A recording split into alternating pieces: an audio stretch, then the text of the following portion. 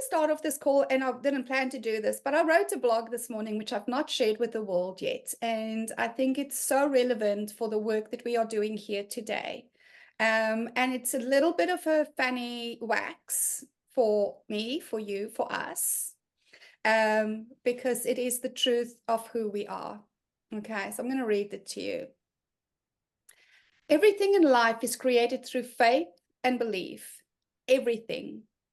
Everything you're experiencing in your life is made possible through your belief in its possibility.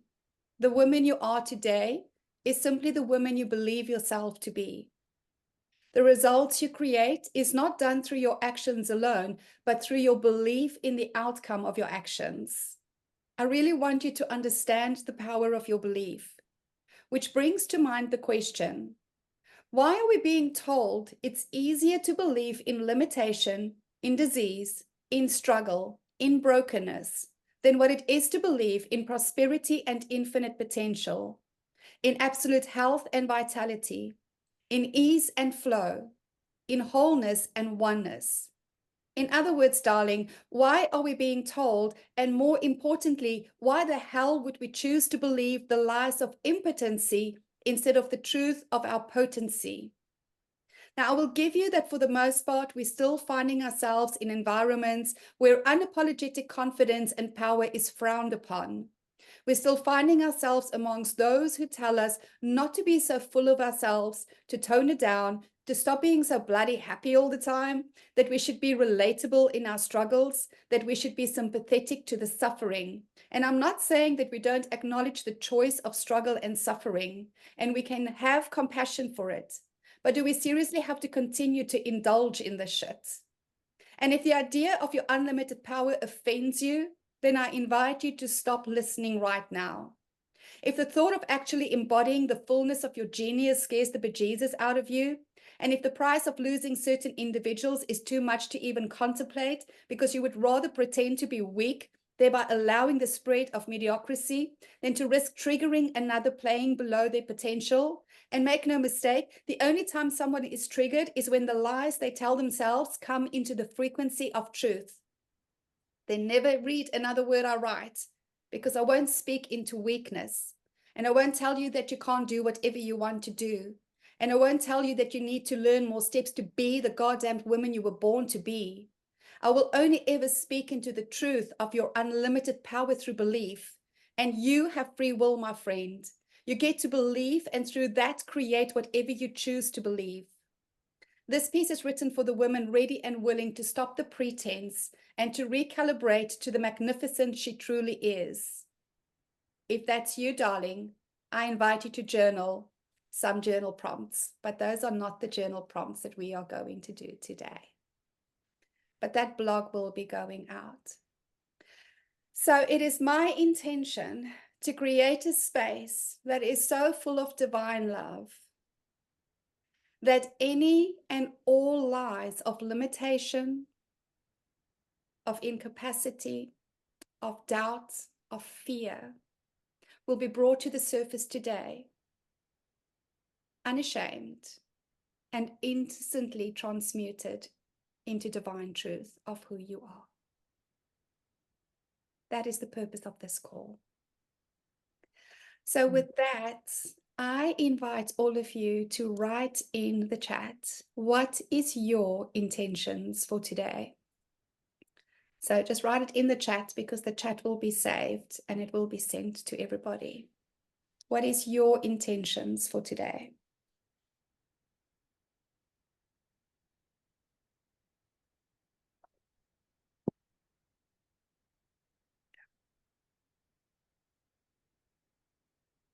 Mm.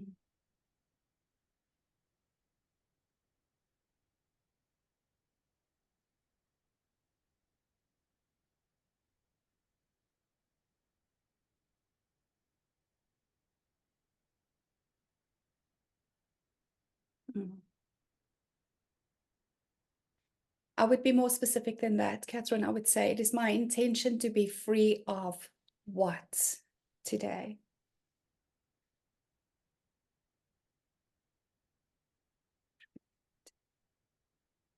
Oh. Oh my God, that is so powerful. That is so powerful. Free of fear of the unknown. And this is why it's powerful, you guys, is the feminine creates in the unknown, right? The feminine creates from chaos. So when we are conditioned to fear the unknown, as women especially, we are conditioned to fear ourselves. We are conditioned to fear that which we are, that which is our power, our creative power. Like, man, that goes so deep. That goes so deep, Catherine. Thank you for sharing that. Man, that is mind-blowing. And I want everybody to feel into this. Let's all bring our creative power right now to Catherine. And I'm calling in source, our guides, our angels, God, whatever you resonate with. I am calling that into our space right now to transmute the fear of the unknown, the fear of our feminine creative power for every single woman on this call. For every single woman on this call. May it be transmuted in divine love and divine truth, because you are literally fearing yourself. You are fearing your own power, your own creativity, and your most beautiful self. It is done, it is done, it is done.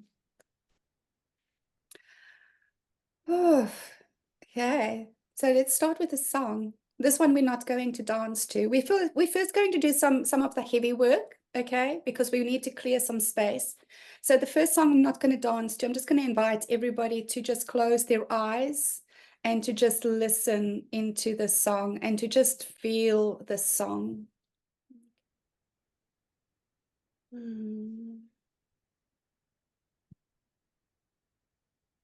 How's everybody landing? Let's do a check-in, Catherine. How are you landing with that, my friend? Well, I actually at one point felt the word going into the unknown, and I was reminded of a song I wrote the night I conceived my son. It was phenomenal.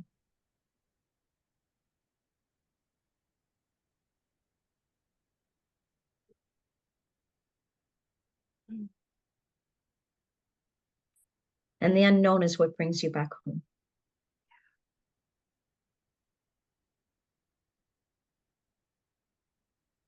It's what brings us back to ourselves. At home is us. That's it. Yeah. Home is where the heart is. I think we forget that as women. The heart is our heart. Home is here. My son found me because of those words, and I want to turn that off. And this was it. And here we go again, into the unknown. And here we go again, finding our way back home. There's more, but I'll stop at that. Yeah.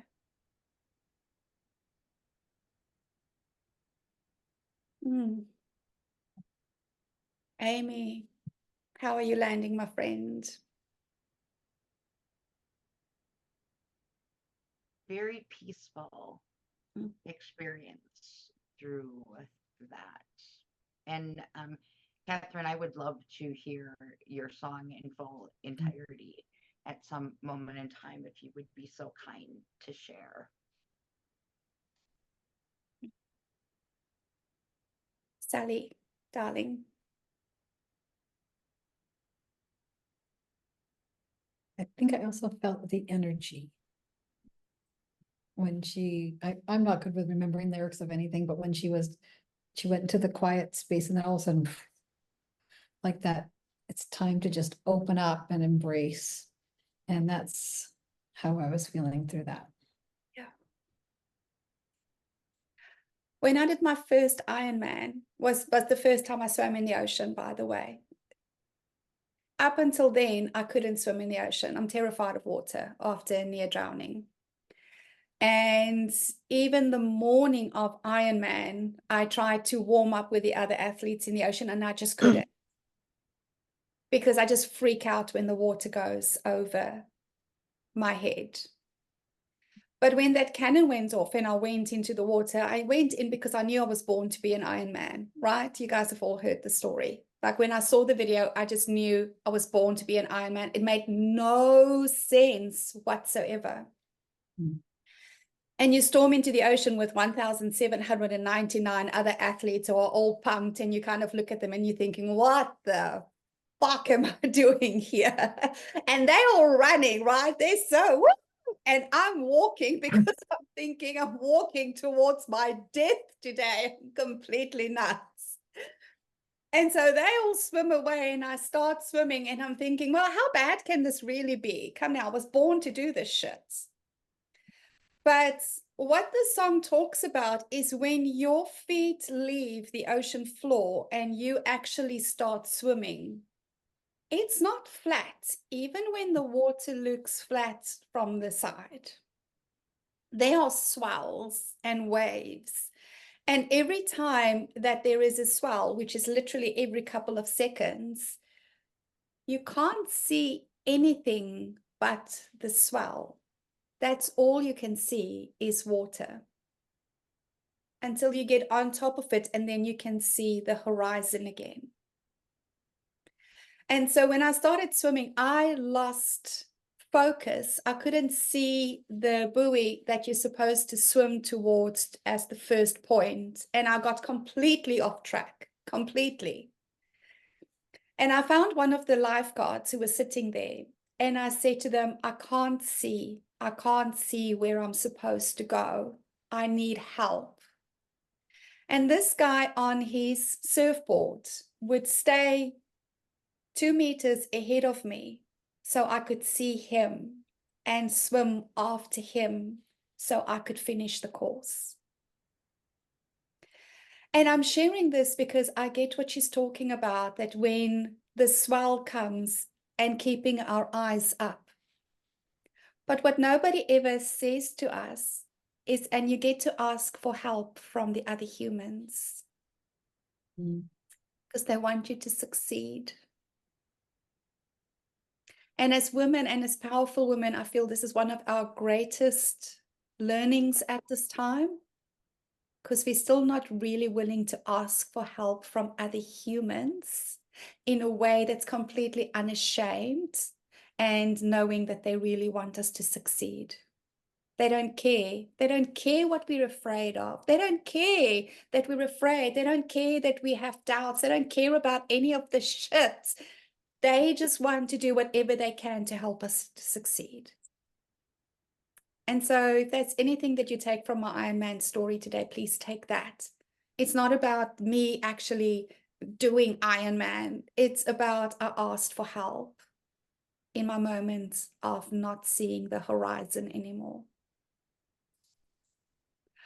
All right. So I want to create some clearance for us. I want to create some mental space and heart space, because one of the things that I've come to realize is that when people work with me, they all want to work on their goals, right? Oh, we're all here because we have a specific thing that we want to have an outcome for. And then the coach will go, so what are your fears and what are your stories? But the stories and the fears on that one particular thing is not necessarily the overall vibration that we're calibrating to at the moment. So I'm going to ask you to use the chat again, because writing is just helps everybody to clear at the same time.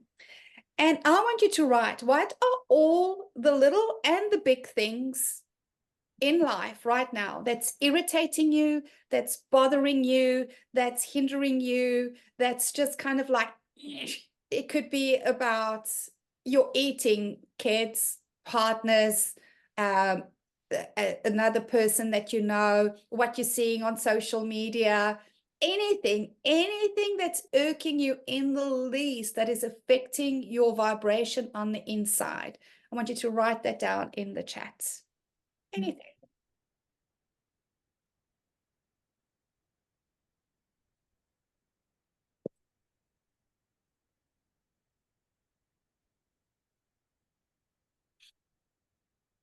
Things that you're seeing in the industry, Catherine.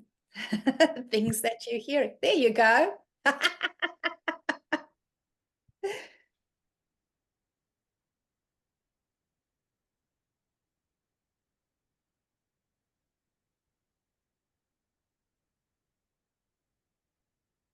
even be the underwear that seems to be a size smaller after it came out of the dryer.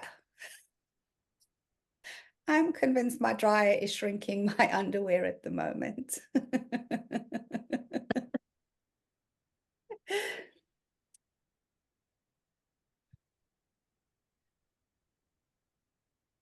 What else?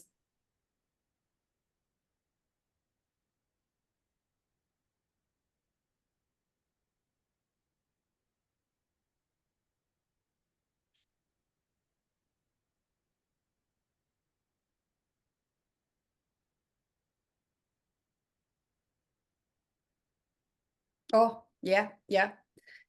I have to get back to my accountant. I have to do my taxes.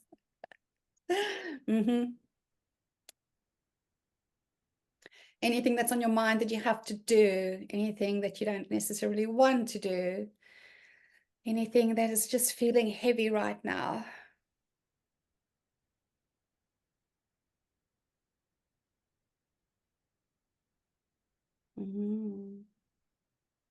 That's huge, Sally.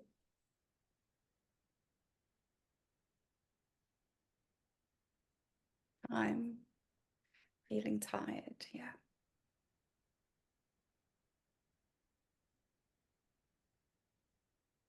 Let's be more specific. Time. What about time? What about time? What is the story around time?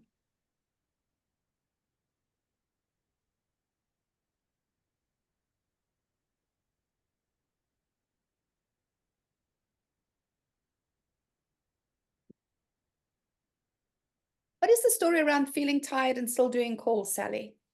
What is that story? Is there a sense of obligation?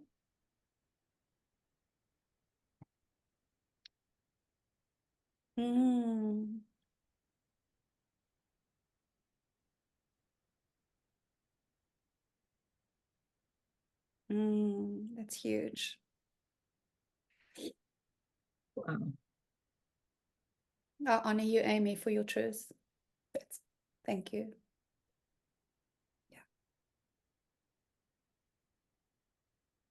Yeah. Okay, so Sally, if that's an opportunity to raise your vibration, okay, why external raising instead of internal raising? So let's go deep here, ladies. Let's play full out, because these are the little things that we normally give ourselves permission to get away with. And I'm really calling myself out on my shit at the moment. Like this morning, Adam left his food behind. And so I'm like, oh, for God's sakes, the child left his food behind again. Are you fucking kidding me? And then Darren called and I'm like, do you know that your child left his food behind again? And he's like, oh, but his teeth is really hurting. And I'm going, oh, of course his teeth is really hurting. But when he could eat a pie yesterday, his teeth wasn't hurting too much to eat the pie. It's fine. I'll just throw the food again. And I started looking at myself and I thought, what the fuck, Al? Like, what the hell is that about? And guess what it's about? How dare he waste? How dare he actually honor his desires and what he's feeling right now? And he didn't want the bloody bagel, so he left the bloody bagel because he'll go and buy whatever he really wants at school. And then I'm looking at that and going, oh my God, where else is that shit still playing out in my life? And I bring this to all of you ladies. Where is that shit of it has to be this way because it's wasteful, or I have to finish it because I've signed up for it. Well, I have to finish it because I've already started it. Well, I have to finish it because I told somebody I would do it. Like, where are we still holding on to that, even though in the moment it's not a hell yes for us anymore? Like, I get those emails all the time. Women come to the soiree and then they'll go, oh my God, what an amazing space. But this is just not the right time for me because I'm working with this coach and I'm in that space. And you know what? When all of those things are done, then I'll come and join. And my question is, but if you want to join, if the soiree is a hell yes for you now, why are we finishing off the hell no's? Why do we keep eating the piece of dry toast because it's on the bloody plate when what we want is the chocolate cake? Right? And this is why I say we have to look at all of our lives, the little things that's triggering us and irritating us. And here's the thing, it's true. Everything you just wrote down is true. Like that is your truth. That is really your experience. But here's my question to all of us. Do we want this to be the truth of our next experience? Do we want that to be the truth of our next experience?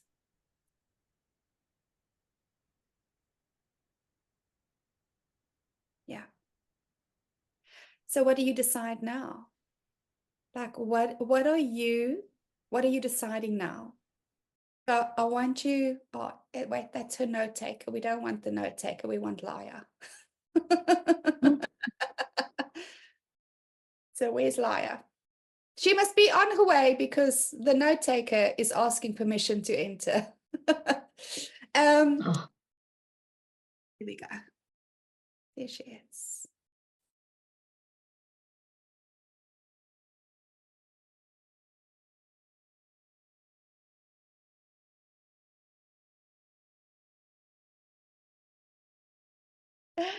Hello, Laya. Hi, sorry I'm late. How's your daughter, darling? Oh, not very good. And my head is not functioning, so that's why I thought the meeting was 9:13 or 9 when in my calendar obviously it was at 9. But it doesn't matter. I've not slept for 5 days now, so but I need this space for myself. So I'm here. I'll do my best and then I watch the recording when my energy is up to speed. All right. So we are going to carry on because you're going to get the recording. Yeah. And I highly recommend that you listen to the recording right from the start. And what Yeah. we are busy with at the moment is all those things that's shitty in our lives, right? All the things. So maybe Laya should type in the chat while we carry on, because this is your space to clear all of that stuff, right? Everything that's irritating you at the moment, everything that's feeling overwhelming, everything that is just feeling not right, and not just in one area of life, in all areas of life. I want you to start typing that into the chats with the intention of you leaving it, you putting it down, you putting it out there. Like no more hiding, no more hiding. It's interesting to me how we still think that we have to hide the fact that we're having a human experience. The fact that we still get pissed off and prissy about things. The fact that, like yesterday, I wrote in the blog, I was just falling apart yesterday. And I thought, why not just tell everybody? Because I'm not doing it because I want people to go, oh my God, Elle, are you okay? Are you okay? No, I'm fine. I'm perfect. But I'm having a human falling apart moment. I'm having a day of just, oh my God, I can't stop crying. My poor Darren didn't know what to do with me.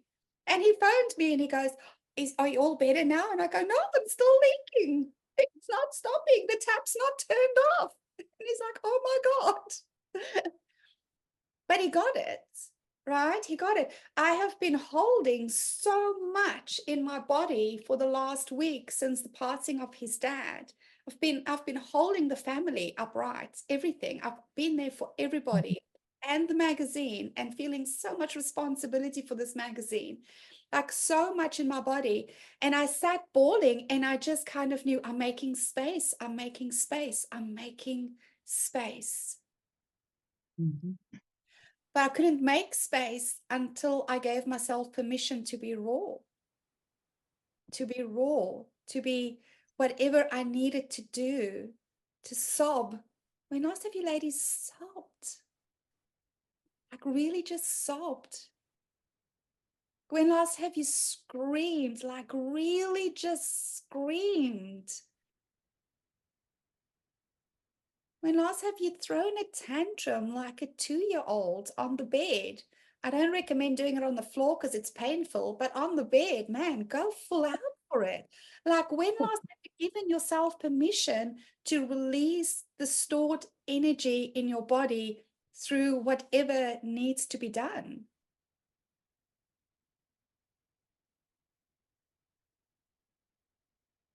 So let's do that now. Does everybody have a pillow? Did you bring your pillows? Oh, you don't need a pillow if you don't want one. So I don't want to scare the neighbors. So I'm going to use my pillow, right? And you get to scream into your pillow today, ladies. Whatever needs to come out gets to come out through your voice. Like we have such powerful voices. And we don't hesitate to use it to spread the lies. Oh, yeah, I've got all my shit together. Oh, yeah, I'm good. But we don't give ourselves permission to use it to release. So this is that space. You can put yourself on mute if you want to, or you can leave it unmuted. You can use a pillow, or you can just scream.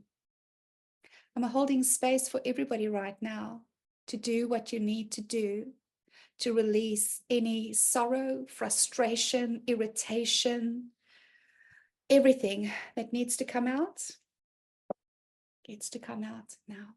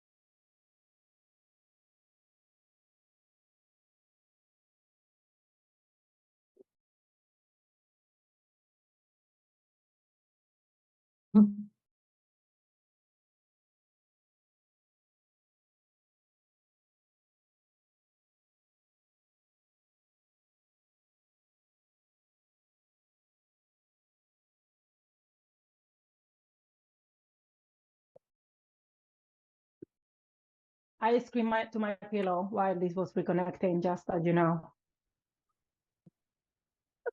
Sorry, it's the universe. Liar Okay. scream to internet off the lines.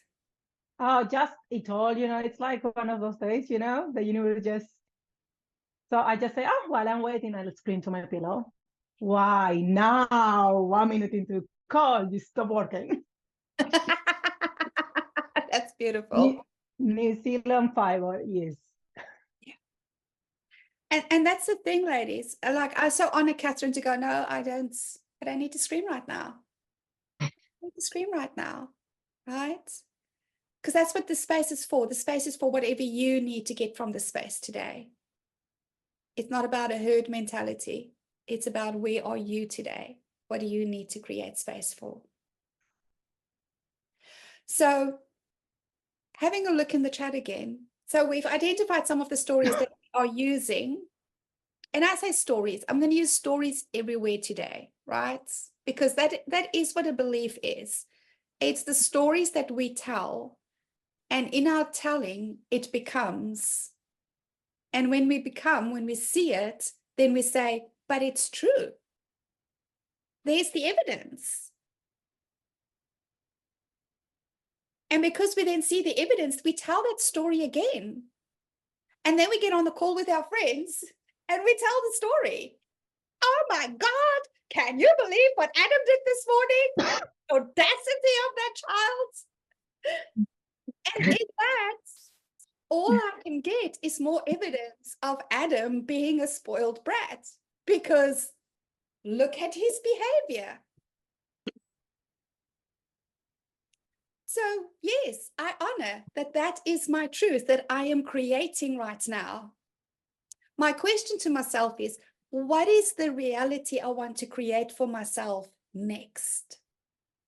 So what is the story that I want to tell myself about these things next? And that's what I want you to type into the chat. So have a look at the things that you wrote down and honor it. Yes, up until this moment, that has been my experience. But what is the experience that I want next? How do I want to experience this next?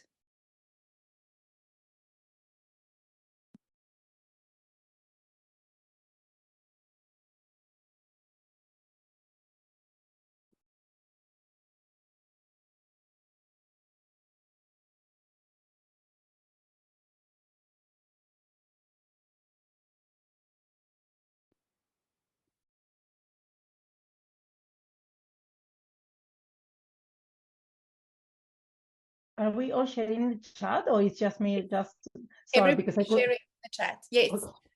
Okay. You can type and hit enter every time. You guys don't have to type everything and then hit enter. Okay. Yes, yes. Catherine, I accept not all places are for me, and I'm comfortable with no judgments. Right?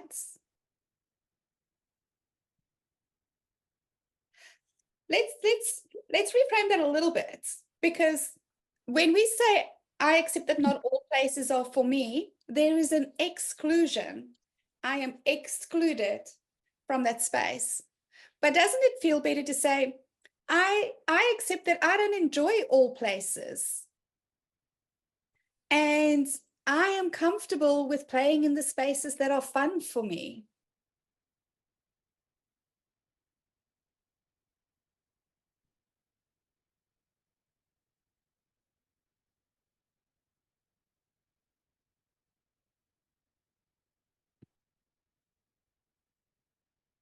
Yes. Yes. How does that feel? You can speak. You know what?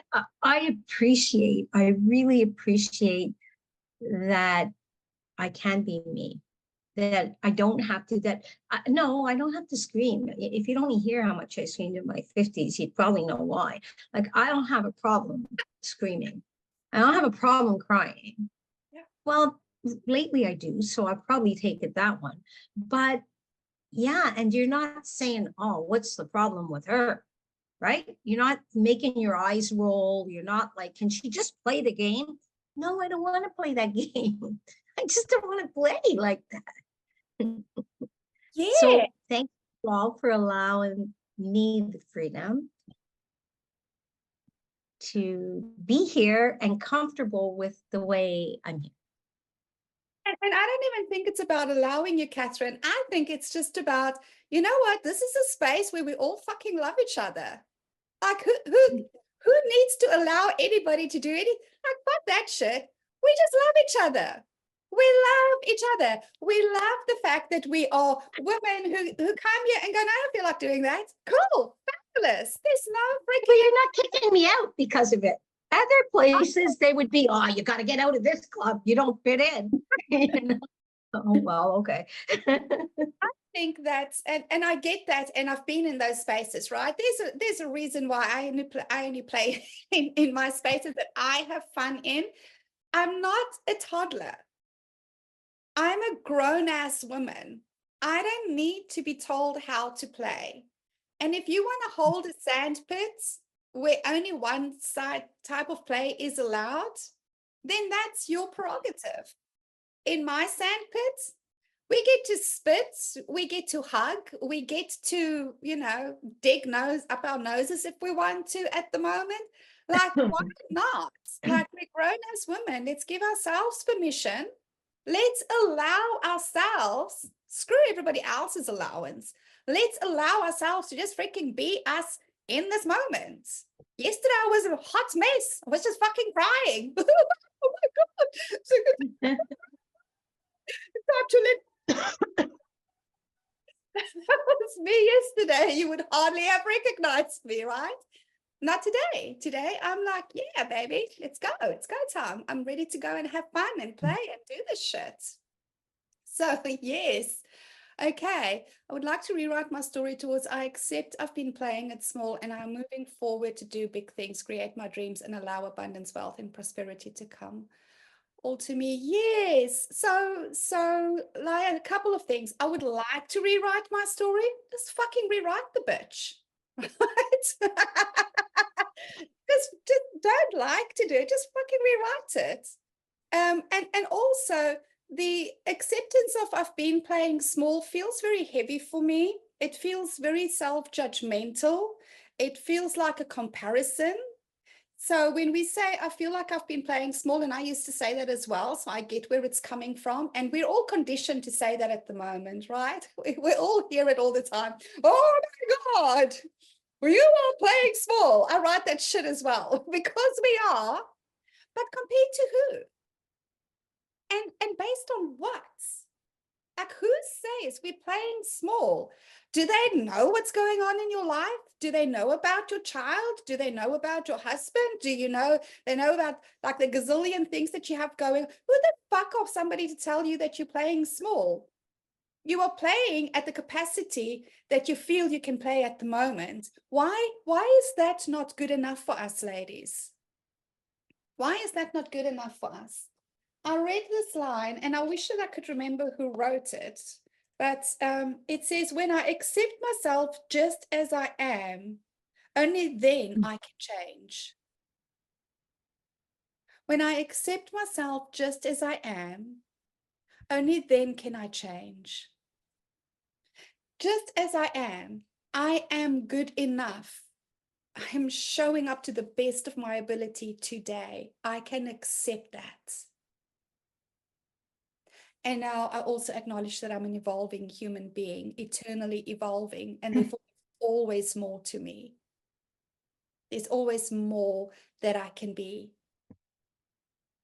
But as long as I am judging what's going on for me today, I'm still judging me as not good enough. And that sucks. Can I reframe that? However, so for me, it's that I'm super happy that today, well, one of my first positive, every morning, the first thing that I say to myself looking at the mirror is like, I love yourself, I accept of yourself, I approve of yourself, because now I'm at that space. But for many years, I didn't. So I know I did the best I could with the circumstances and my capacity,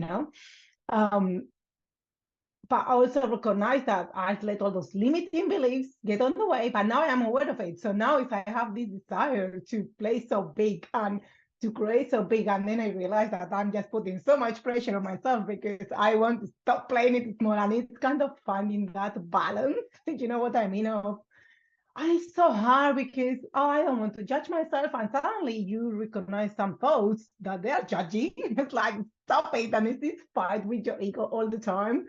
So, yes, I accept of myself, and I know that I am who I am today. Thanks to everything that has happened in my life, the good, the bad, and the ugly. I'm so thankful for that. And the limiting beliefs. And the limiting beliefs. And the limit, actually, yes. And I need to add that.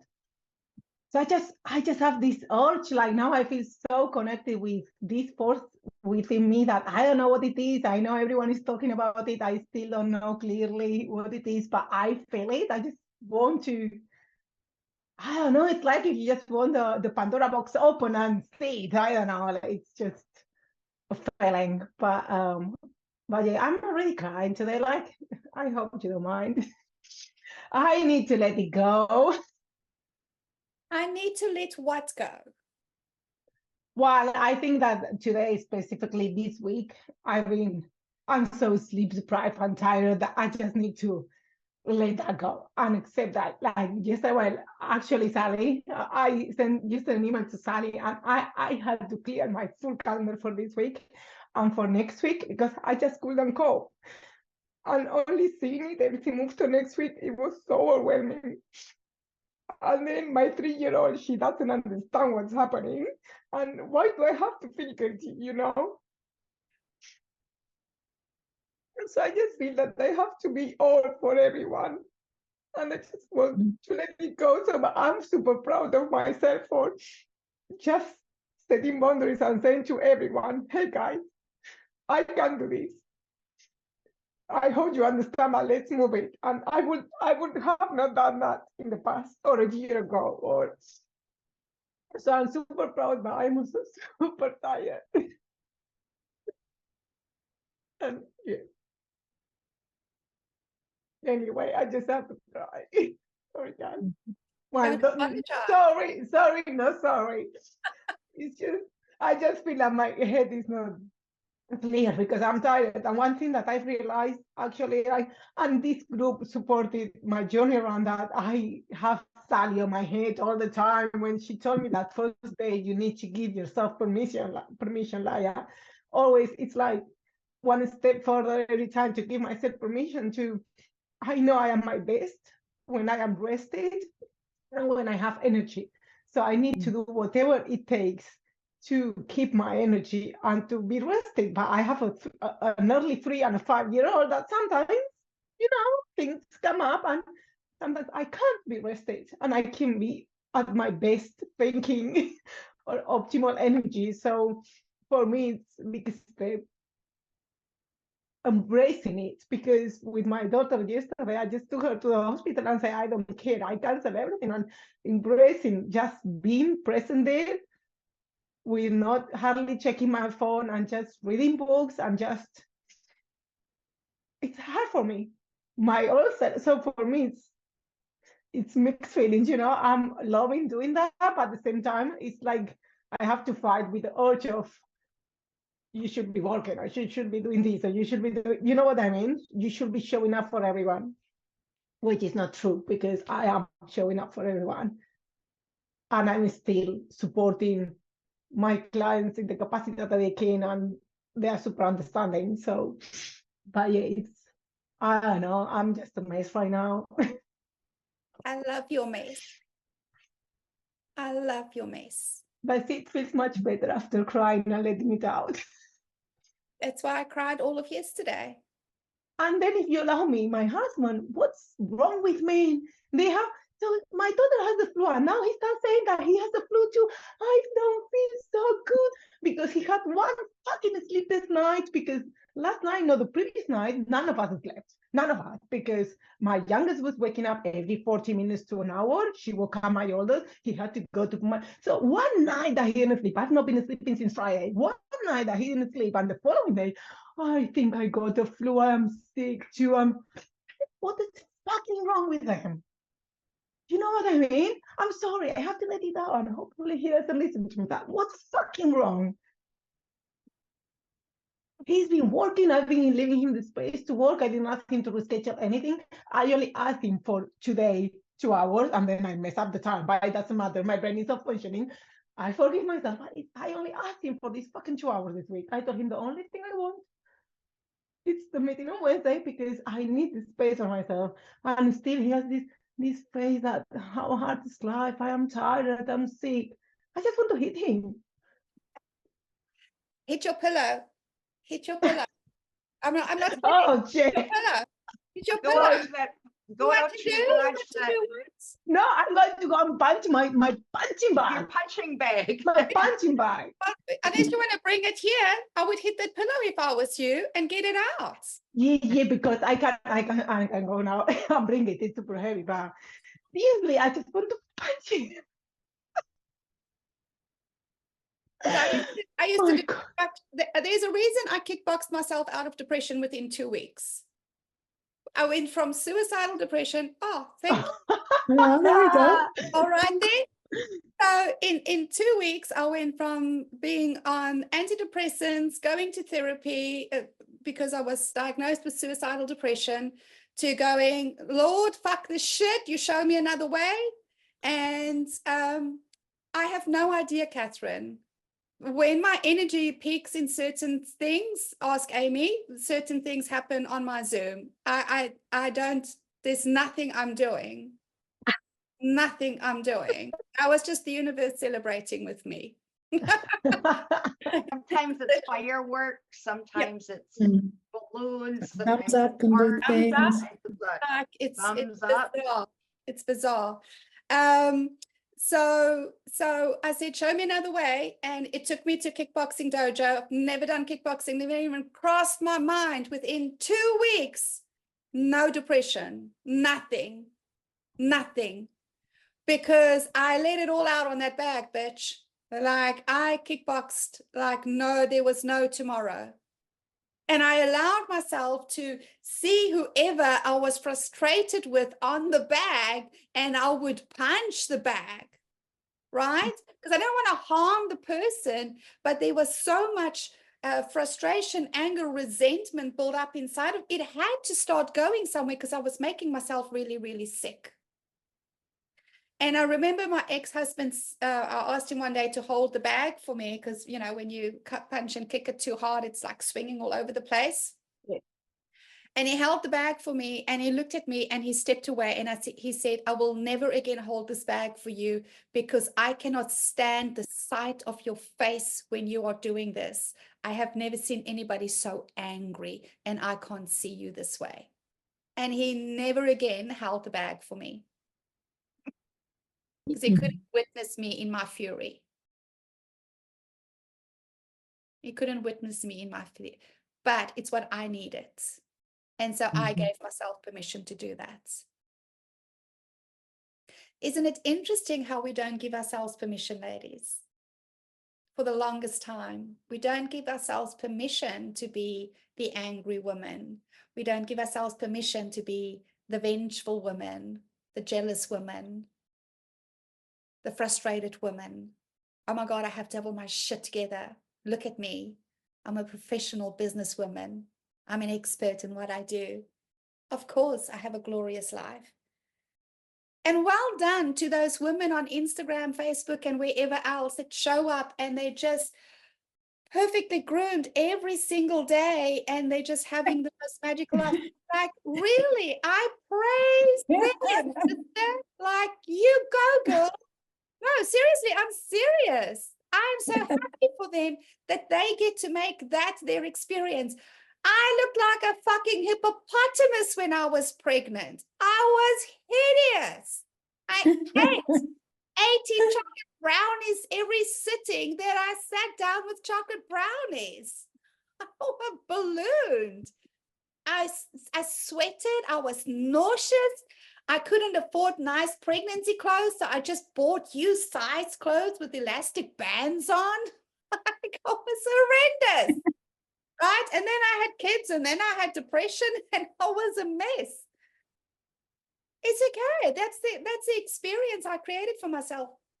And I love that women are creating a different experience for themselves at that time. But so what? We all still go to the toilet in the mornings and it doesn't smell so good, right? Like we're all still having the human experience. So let's welcome all of that in. Catherine was talking about freedom from the unknown. You know what we are scared of is the unknown of who we are in the dark.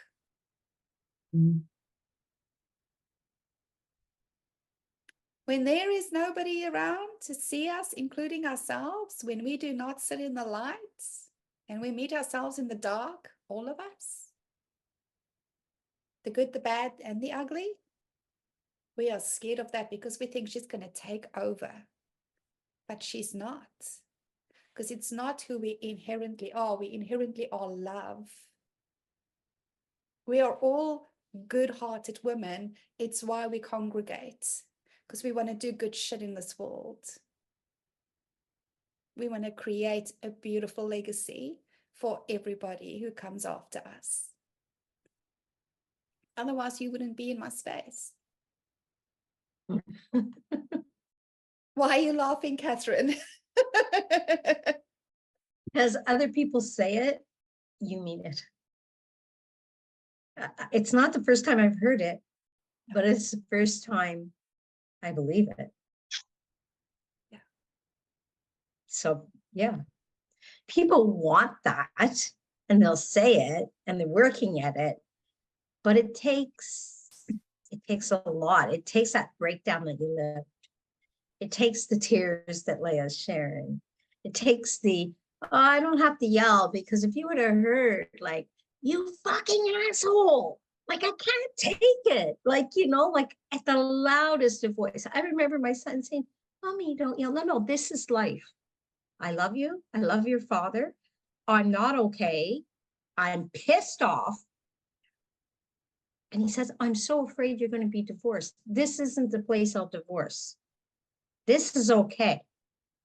And it wasn't until somebody told him that, the people that you hear that are being themselves, they're not the ones. And with all of that, I don't think why I don't have to yell is because I don't wait to yell in the pillow, because 18 months crying all day long with a husband that didn't know if he'd come home and I'd be alive, or he would institutionalize me because I was in a total emotional breakdown because of grief, because all this stuff you're talking about it's real. It is happening. You are on your own.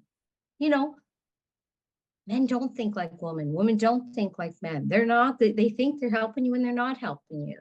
But you love them and it's all okay.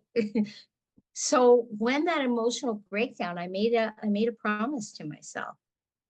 If I feel like yelling, I'm yelling here. I don't need a pillow. I'm yelling. Too bad if the neighbor hears. I don't care where I am, because I never want to be in that space again. It's more important that people think, is she crazy? Yeah, I'm crazy. I'm pissed. So yeah. So when you said it, why I was laughing is when you go out the side, when you get out to the other side, you can actually laugh, but you're laughing at yourself. So when you talk about the darkness, I'm not really afraid to be in the dark anymore, because I can laugh at myself, call myself like, why were you such a bitch? Like, why did you do that? Like, Yes. Yes. So you recognize that in others. That's why your space is like that, because you recognize a space somewhere. I love your hope. I love your hope for all. Thank you. Thank you for accepting me in your community. Oh my God, are you kidding me? You're coming into my community. You nutty woman. You're fucking fabulous. Like, I pinch myself that you're in my space. Are you kidding me? And well, when we make everybody, we won't see them, but I'm on your journey of wealth and connectivity for all, but not just money wealth in all areas of their life. Like, yes, that's the word. Yes, yes, yes, yes, yes. So you said something that's really important, and it really came through for me strongly, that you said, this is not what divorce sounds like. I think what we have forgotten is that death is silent. And what I recognize is that when a woman goes really quiet, something is dying. When I started going really quiet in my life, it's because I was dying. Who I really am, I was killing. When I stopped fighting with my ex-husband, I knew it was over.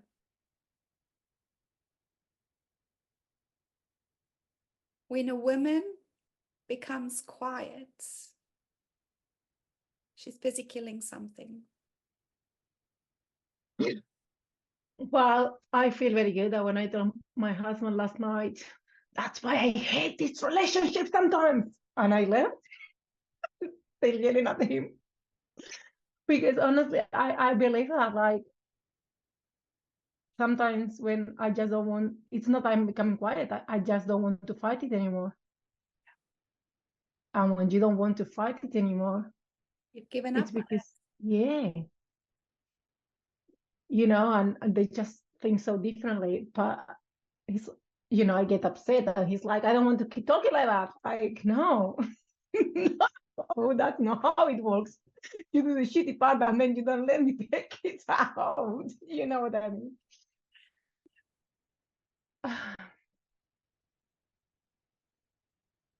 How do you allow yourself to let it out in a healthy way? Like it's just grabbing the pillow and screaming and the punching bag are great, but sometimes I feel like I'm so tired of people labeling me that I am too. Now in New Zealand is that I am too patient because I'm Spanish. Excuse me. No, it's not because I'm Spanish. Like, I don't think that you have to tag the cultural, or, that like is too loud, too right, too much energy, you know what I mean, to Spanish, too passionate. No, that's who I am. Not everyone in Spain is like that, and I'm still Spanish. And I'm sure that there are English and New Zealanders or Americans that they are the same way. So I'll share for you what works for me. Kickboxing was huge for me. Cycling, getting on my bike and putting on my earphones and going out for hours was huge for me. That really, really helped me. Today, choosing my spaces, critical. Choosing who I play with, critical. If I'm too much for you, I just don't play with you. I have enough respect for you to not play with you, because I was invited with a local girls group on Saturday. And I was sat listening there, and I only had a hot chocolate. Everybody else was drinking. And after an hour, I was like, oh, I have to go. I have to look after my mother-in-law. Because I couldn't, I said to Darren afterwards, I would have to start finding shit to complain about just to be part of the company. And when I was sharing about things like, taking care of my mother-in-law, they were all like, oh my God, you poor thing. Oh, I feel you. And I'm going, oh no, she's really nice. I'm really enjoying it. Oh, you're just saying that, she's not even your responsibility. And so I said to Darren, I would have had to find shit to complain about to be part of the club. It's like I joined a group and I went to the first call, and every single person was just, oh my God, and this, and I'm dealing with this. And I sat there going, oh, fuck.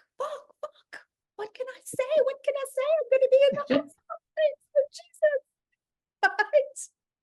And I was on Zoom, and it was my turn. And I'm like, fuck, my life is awesome. I have a man with a six-pack lying in bed in the room next to me. I can go and screw whenever I want right now. I'm loving my business. The woman in my life is just phenomenal. My body is transforming, and my Zoom cut out. And I was like, oh shit. And I tried to go back in, and my Zoom cut out. And I got back in, and they had moved on to the next person who was, oh my God, and then this. And I thought, Jesus Christ, my energy is such a vibrational mismatch that I literally got energetically kicked off Zoom. And because my Zoom didn't cut out again for the rest of the call. So I play in the spaces where people want to play. Does that mean that we don't go through shitty stuff and I don't have a good rant? No. But the difference is that's not my normal vibration. I'm a happy woman who has sad moments and sad days. I'm a high vibe woman who have low vibrational thoughts sometimes, right? I am a dynamic woman who has moments of doubt. I'm a confident woman who sometimes look in the mirror and go, Jesus, Elle, seriously? Where did that 10 kgs come from? But it's not my dominant state of being. But for a lot of people, their dominant state of being is misery, hardship, suffering. And it's one thing to have a moment with the intention of just fucking hitting it out. And there's another thing with, and I know that the next time you come, you're going to talk about the same shit and you're going to have the same complaints again. There's a difference. So for me, if you want to complain about something, then ask me. You know, I just want to vent. Like Amy and I have this beautiful agreement between the two of us. If I just need to vent, it's like, sister, just hold space. Don't try and fix me. Don't try and give me the solution. Don't say anything. I just need a good verbal diarrhea. I just need to get the shit out. With the intention of it's done then. It's released, it's out. But the interesting thing is when people have this verbal diarrhea and then they eat that shit again and then wonder why they vomited up again. So the best way, Laia, that I found is to be willing and open to explore places and spaces and then choose who I play with very carefully. Because, honey, if I'm too much for you, I'm always going to be too much for you. And if you have to say it's because you're South African, it's because you're so full of yourself, it's because of whatever, well, that's your reality that you are creating for yourself of me. It has nothing to do with me. With me.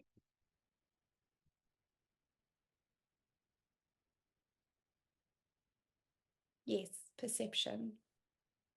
Totally. I 100% believe in it. And then why don't you give yourself permission to leave those spaces? And we're going to be digging into some of that next, right? Like, what's that all about? Why are we eating the dry toast when all we really want is chocolate cake? I'm glad you said that, because sometimes you make the decision you're leaving and you look around. In my experience, so you make the decision you're leaving. I'm sorry, I'm going to turn that off and I'm going to mute that noise. Oh, I can't hear anything. I can't hear Me you. neither. Honestly, ladies, I joined the CRA, it was November when I came back from Spain or so. At the end of the year, I quit all my local networking groups. Best decision ever. Best decision ever. And now I need to get better, but I'm operating from that space where you choose who you work. No? What? I need to get better. What? Sorry? What? Sorry? I need to get better. No, I'm getting like, oh, well, I need to get better at, as you said, at exploring, but then being very picky. I mean, not being very picky, but really what I'm trying to do now is listening to my intuition. When I explore it, it's really be there, and then is this right for me or not? And I say I need to get better because sometimes I realize that I choose to be in spaces where maybe I don't really want to be, but I feel I have to be there, or I feel obligated, or I have to try it out just to see what's all about. And then I realize, no, if you just got this, you sometimes take this energetic signs or this intuition, call it whatever you want to, like it's something is off. Do you know what I mean? So it's okay, maybe I need to get better. It's not the word, but I need to start listening more to my inner intuition. No. God, there's still a sense of self-judgment for me. I still sense that you are kind of criticizing yourself instead of I am getting better and better at this. Not I need to, because you are. This is something I'm practicing, and I can feel that I'm getting better at this. I'm getting better and better at noticing when I am still resisting my intuition because of an old story that I'm telling myself. I'm practicing more and more to go into spaces with a willingness to explore, and then just feeling, is it a full body yes or a full body no? And honoring that. I'm getting better and better at leading gracefully without apologizing or without justifying, just because it's just not a full body yes. I am getting better at this. Gosh, Al, I'm so glad you're recording this, because I was going to take notes, but no, I don't need to. I remember that now. Honestly, if I'm not sure if you ladies have been in this situation, but I'm more for 40 years, or for nearly 40 years, my thinking has been so negatively wired, like all those uncovered judgments, or not uncovered, like pure judgments. Like my thinking patterns have been so judgy and negative, that I was telling Amy the other day, oh, since I discovered Louise Hay, I'm totally in love with her, because she talks all the time about reframing how we think about ourselves. But still, even that I've been doing like religiously her work, for the last few months, still I catch myself doing that stuff, because I realize that when you've been wired like that for 40 years, it's not a matter of how we go to. But you are right. Like, why do I have to say I still need to get better, instead of I am getting better by the day?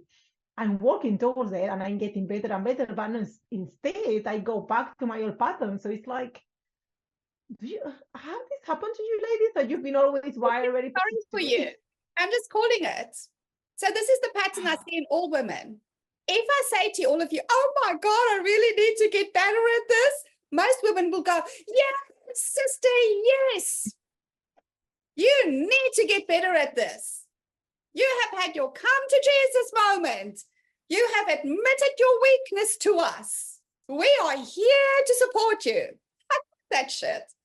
I bet you're getting better and better.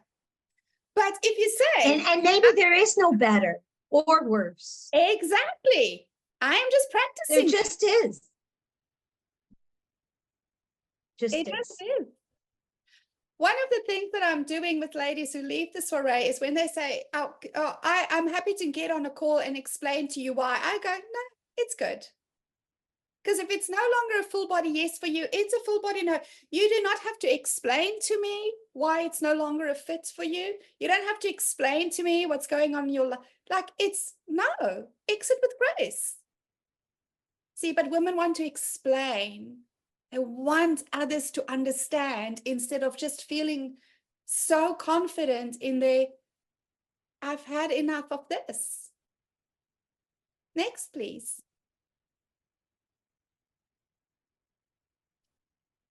So where are you explaining? And we don't want to make a mistake, Al. That's where I was before.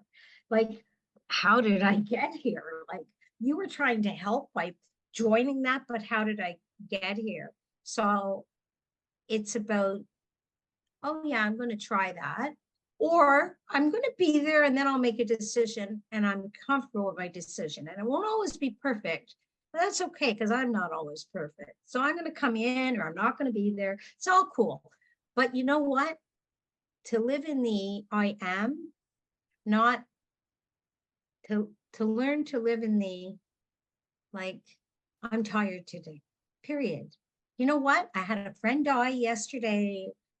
My other friend, like, I'm tired. I'm a bit sad. But you know, it for sure, of course I'm going to be sad. I know energetically I'm going to connect. But you know what? It sucks. And I'm not going to go to the funeral, because I don't go to funerals. So then it's like I get the call, are you not going to the funeral? No, I don't go to funerals. I just don't go to that energy. But yet I'll go spend time in a group. Well, Laya, you'll appreciate this. That'll suck the life out of me. And it's not them sucking it. I'm giving it voluntarily. Come get me, smack me some more.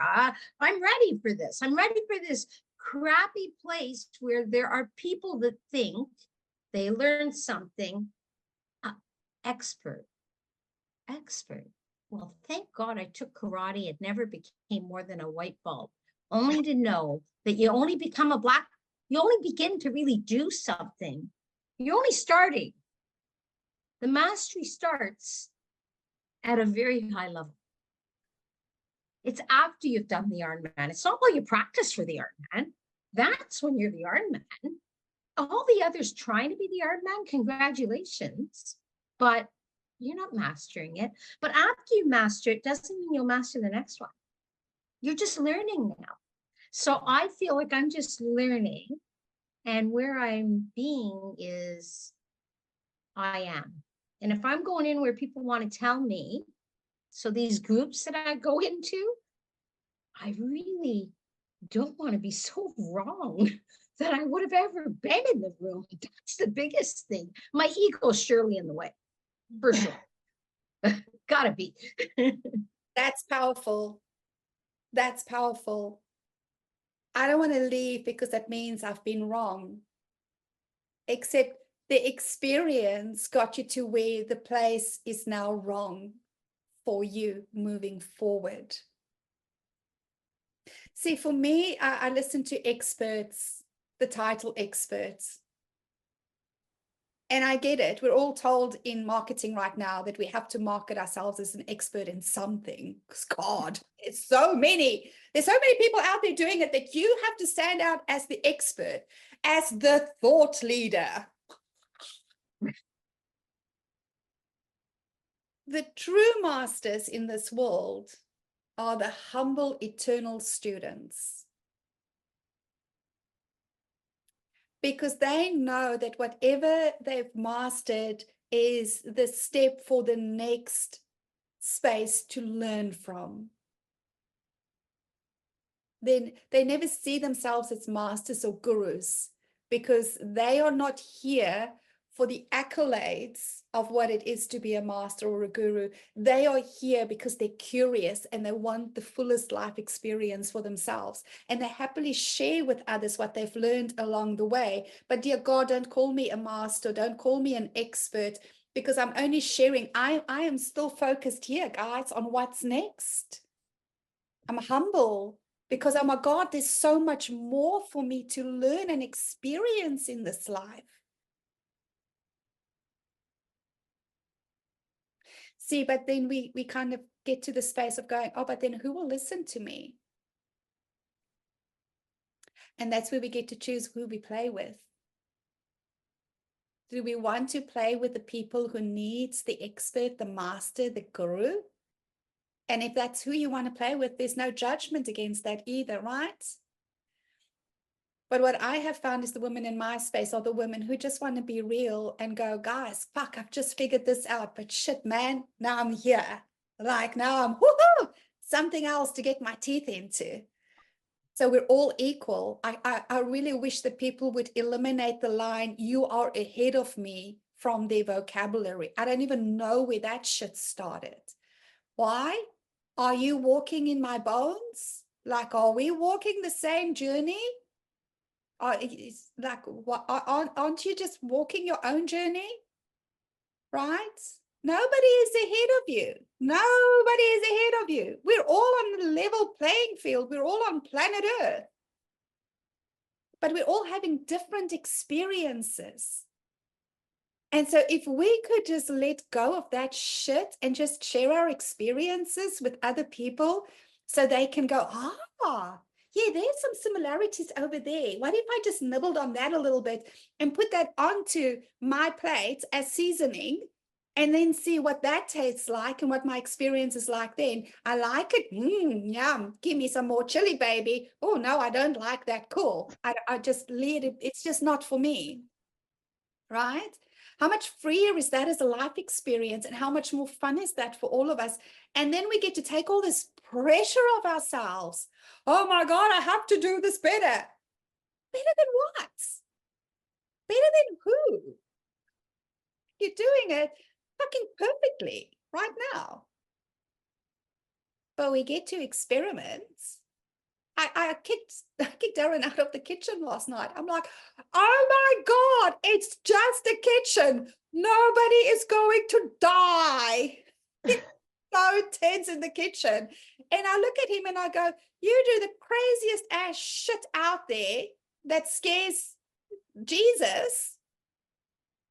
But then you come into the kitchen and you're terrified. Like, just have fun in the kitchen. But that's the stories we tell ourselves. We tell ourselves what is safe and what is dangerous, and then we have that experience. And this is beautifully where I want to go to next, because I want you and really delve into this, ladies. Like, we have made so many things that we desire wrong, like even chocolate cake. Oh my God, Elle, you can't eat chocolate cake. Oh, do you know how many calories there are in there? And that sugar, bitch, that will kill you, right? I love chocolate cake. I do. I love chocolate cake. So what are the desires and the dreams that you have given up on? And you're going to write this in the chat for everybody to see, ladies. This is where we bring the gold. What is all the dreams that you have made frivolous? Oh, I don't really, that's for other people. All the things that you're like, oh, I'm too old for that now. Oh, no, that was for when I was young. Oh, no, that's too much. Oh, that's silly. No, that won't be good for me. Oh, fudge with 35% cream. Yeah, I'm going to go to Alice Springs. There's a little fudge place. Oh, my God. Oh, so good. It just melts in your mouth and it just goes all the way down to your heart. So let's start delving in, ladies. What are all the dreams you've given up on? The dreams and desires you've made irrelevant. The dreams and desires you've desired is simply not meant for you in this lifetime. What is the life you've left unlived because you've given up on it being for you? Everything, big and small. I'll put it into the chat for you.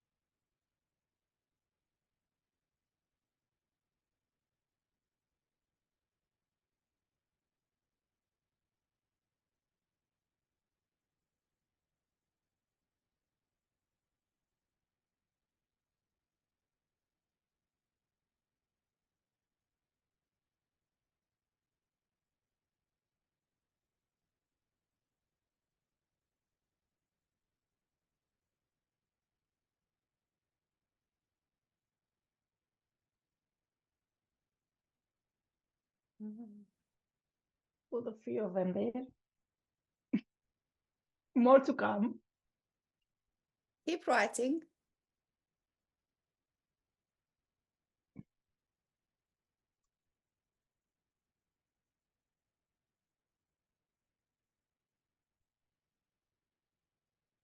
That's my question for you. What is in the unknown?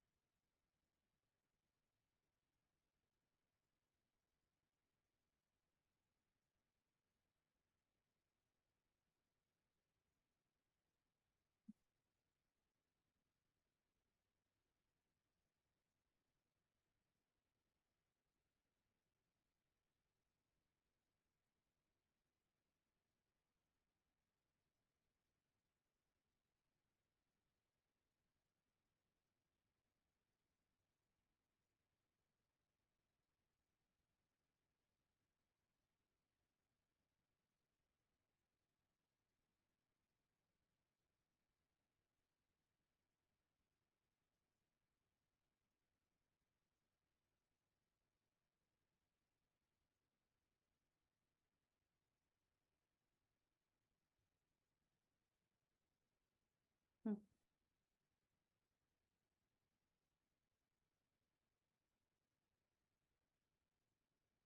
Go deeper into that, Catherine. Feel into what is that safety, right? Because if it's still external of you, there's a story that's going on of it is for other people, but not for me. No, it's for me. Yeah. It's for me.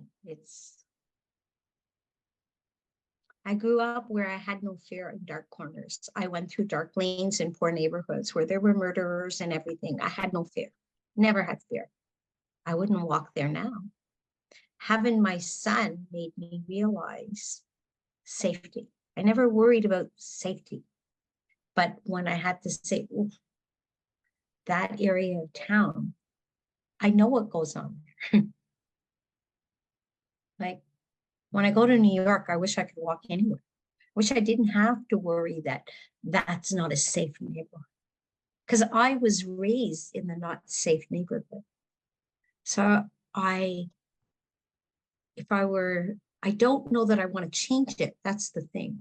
Because I think the awareness that it's unsafe, but I don't like that I ever have the feeling of the lack of freedom to walk any lane, any street, any corner.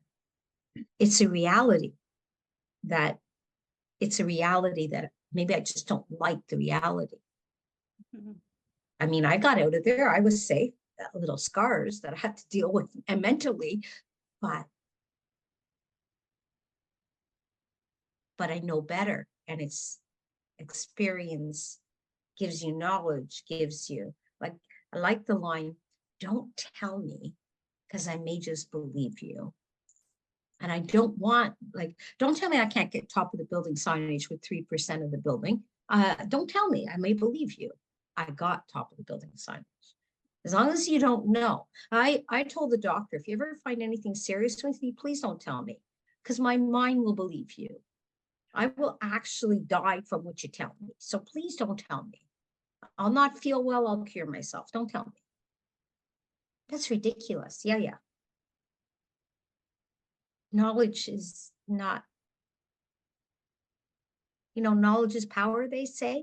Unused knowledge for sure, but knowledge is limiting sometimes. Ignorance can be fun. Ignorance can be powerful as well. When I did my first Ironman, I had no fucking idea what I was in for. I had the best time. I was singing on my bike. I was talking to people. I was talking to the people when I was running. I had the best time because I had no fucking clue. When I went back for the second one, I was like, oh, it's been a year. I've listened to a lot of the people tell me why I'm not really an Ironman and how painful it is and how hard it is. Man, did I suffer the second one. Right? Because I had believed what everybody else told me, where the first one, the only belief I had was I was born to do this. Like I was born to be this baby. This is going to be so much fun. And the first one's conditions were way worse than the second one's. Like, how funny is that? But I had such a blast because I was completely ignorant. And that's when I hear people who say, oh, you must first do a half Ironman and then work your way up. I go, fuck that shit. You'll never do it again. When you've done the half, chances are you're never going to do the full. Because you have an experience of the half and your mind goes, and it's going to be double this. But it's not, it's a completely different race. So that happened in special training for me, karate. I was 3 months doing karate. All the black belts I got along because I lived the philosophy of karate. Oh yeah, I can do special training. How hard could it be? Stand for 2 hours in a horse stand. Can't be that hard. They don't tell me what I'm going to do because they don't tell me I'm going to do 2,000 kicks or 1,200 punches or fight against somebody from the Bronx. Don't tell me all of that because I wouldn't have done it. Exactly. But I did it. And I was in such a space afterwards. That's when I met my husband. I probably wouldn't have met him. I wouldn't have been in that that space of where your eyes go glassy and you're here and there.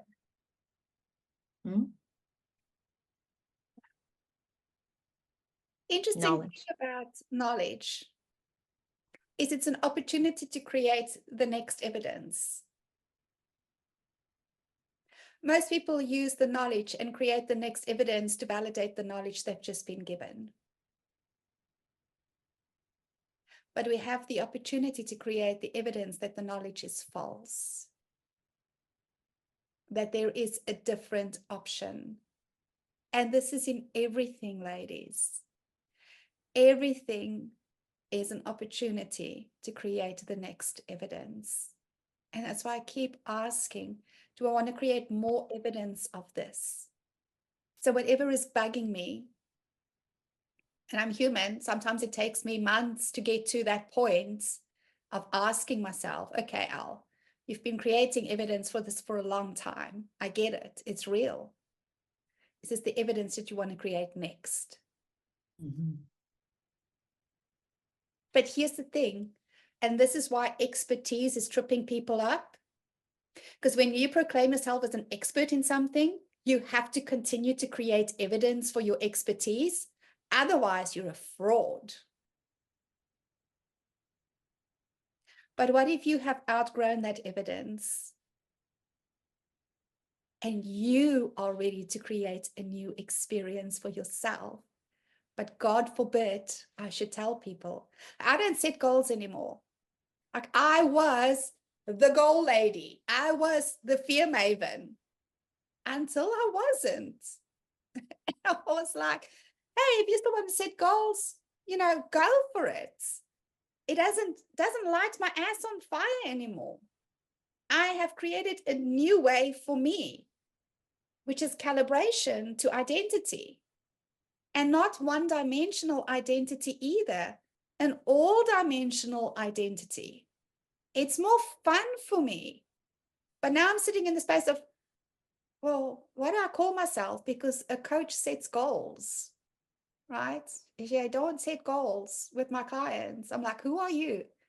Who's the woman that you know that you are destined to be next? Because that's who you really are. How do we calibrate to her? So when you look at the desires that you've given up, and I want to be respectful of everybody's time. This is so much work, ladies. This can go so deep. And I really invite all of you to listen to the recording and I'm going to send all the questions to you as well. Delve into this multiple times and ask yourself, and what else? What else? What else is the dreams that I've given up on, the desires, the little things, even now that I'm making frivolous or putting way over there? Like all of it matters, by the way. You've never been given a desire for no reason. Everything matters. Everything makes part of the package of who you are as a woman. So really give yourself, create space, put on your favorite music. I can't put too much music on here because if I put the recording on YouTube, it will kick us off. And it will be a private link, by the way. Nobody else will have access to this recording. And I ask that you don't share this recording with other people either. Okay? But give yourself permission to delve into. It's interesting the stuff we forget sometimes that we just wanted. We saw something and go, oh my God, that's gorgeous. Oh, that would be so cool to do. Wow. And so, you know what we do? We stop looking. We stop exposing ourselves to what is available because we don't want to feel the longing and then thinking, well, they can have it, but I can't. So we don't even allow ourselves to feel the desires anymore. But what if you were honest about all of the things that you've ever wanted, that you just said, oh, not today. Oh, just not for me.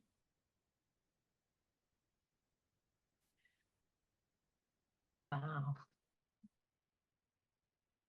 You're welcome. Here's the question. Who have you not allowed yourself to become through your unlived desires? Who have you not allowed yourself to become through your unlived desires?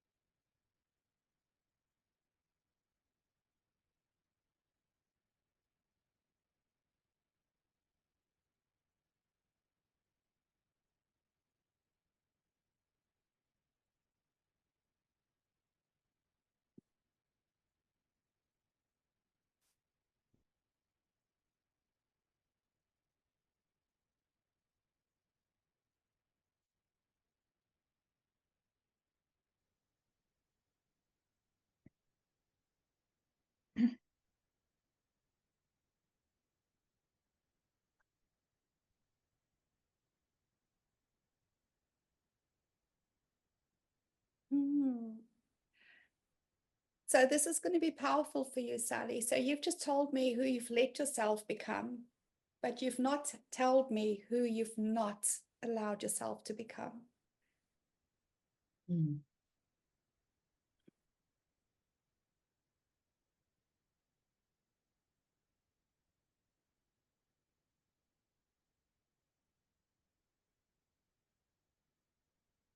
I've not allowed myself to become the woman who.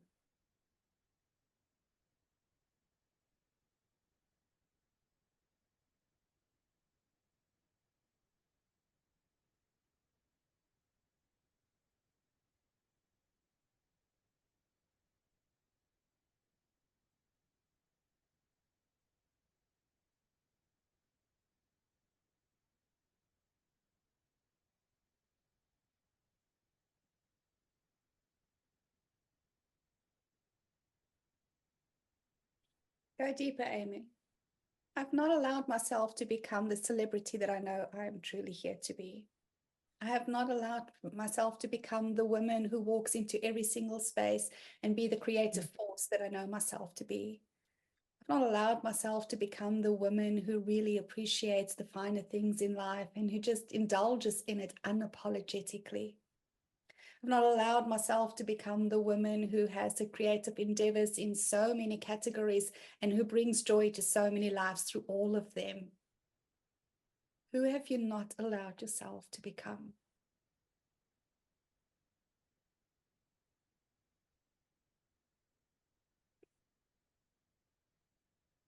I've not allowed myself to become a world-class speaker, Sally. I've not allowed myself to become a woman who is so magnetic that when she opens her mouth, people stop what they're doing and pay attention. I have not allowed myself to become the woman who walks through life with a swing to her hips because life is beautiful and I'm just having so much fun. I can't walk, I have to dance. I've not allowed myself to become the woman who's living a legacy every single day and who witnesses the creation of that with so much pride that it fills me to the brim of joy. Who have you not allowed yourself to become?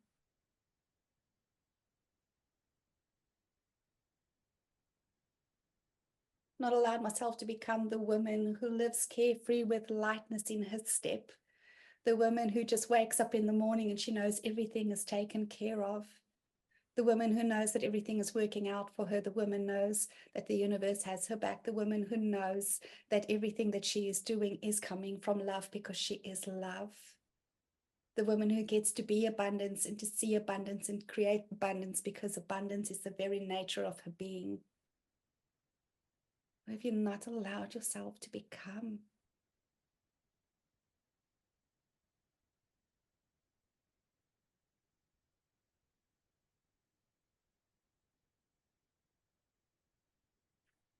Our desires are not about our desires, ladies. Our desires is about who we become in the allowance of being the woman who has her desires, the woman who fully acknowledges and experiences that the universe only says yes to her.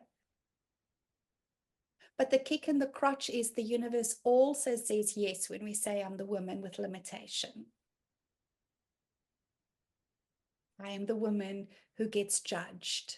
Yes, here's more judgmental people for you. I am the woman who gave up on her dreams. Here's more unfulfilled dreams for you. Like I wrote the other day about understanding the no, but the universe doesn't vibrate in no. The universe only vibrates in yes. Yes, I'll give you more evidence. Yes, this is who you will be. Yes, yes, yes.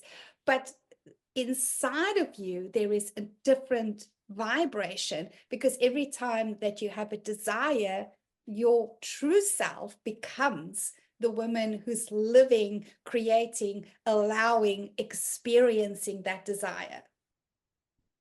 We talk about imposter syndrome, and then they say it's because you feel like, you know, you're not really all that. But the imposter is not being all that. The imposter is pretending that you don't know. The imposter is pretending you're not awesome and worthy and special and incredible and creative and sensational and unique. That is the pretender. Because inside of you is the fullness of who you are, the vibrant, creative, confident, badass, magnetic, all-powerful, all-creative, completely fulfilled, life-gasmic woman who you truly are. And in the saying of no to your desires, that is the woman that's you're losing. That's your Shirley Valentine.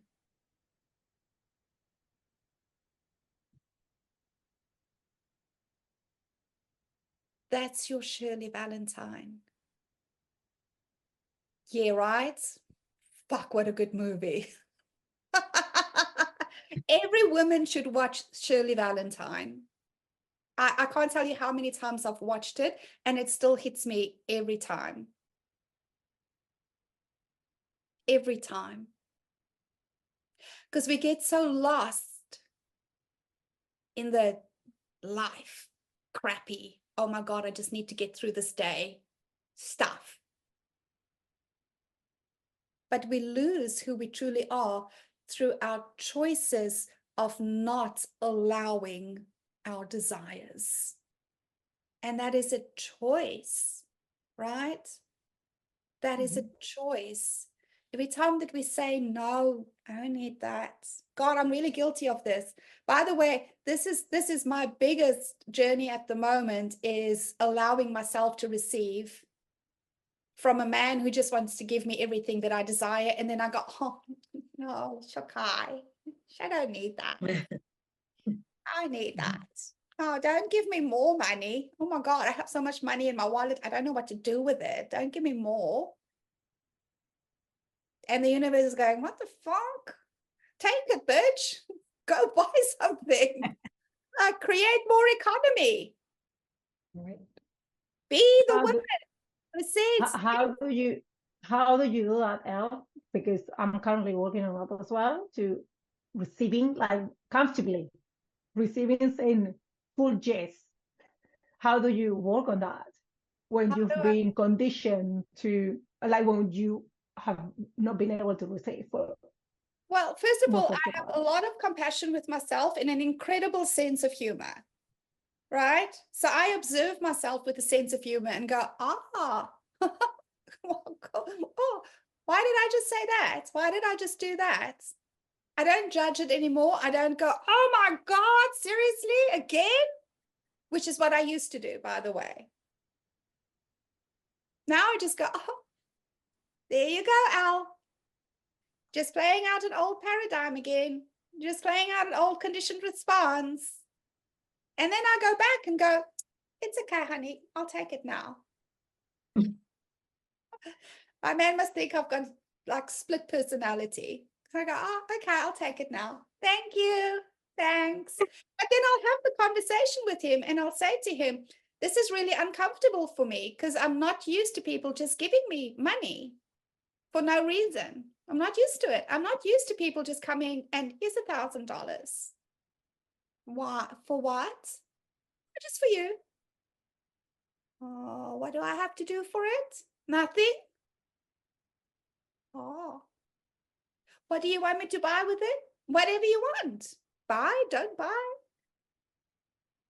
Oh, I'm not used to that. I'm used to, I have to work for every single cent that I receive. I'm used to every cent has to have a purpose. It must go to something specific. Otherwise, why would I have this money? But I don't care if I look like an idiot in front of him. And go, oh, I've changed my mind. Okay, honey, I'll take that. Thank you. It's just compassion with self, Laia.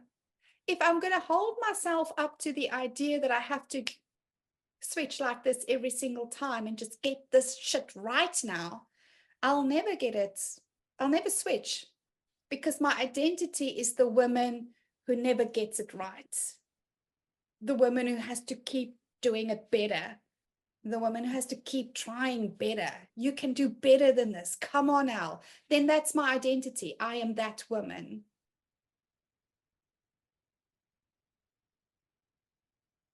Can I share a little bit of experience. Sorry, you go, Sally. Sorry. No, I've had a similar experience since we moved here because my husband's earning the most money he's ever earned. And for the first time, he's open to spending in a way that he hasn't before because he's feeling prosperous. And I've always been that one. I've always been the one that was the bigger earner and always free with my money, supporting the family, buying and doing it, all that kind of thing. And he was always behind that. And I'm almost wondering whether I held him back from that joy of being able to gift. You And for think me to that be you are that free. powerful? You think you're more powerful than your husband, that you could override his choices in life because you robbed it of him? No, but I'm just wondering if that had for his mind, whether it had an effect on him for so long. And now he's feeling that he gets to be the generous one because he's always held back, also because of a family paradigm, right? That wasn't where you spend your money, but now I see the joy in him now in being able to treat me to things that he didn't before. I'm just And wondering, so, how does it feel like when you say that story? Was I responsible for him being like that?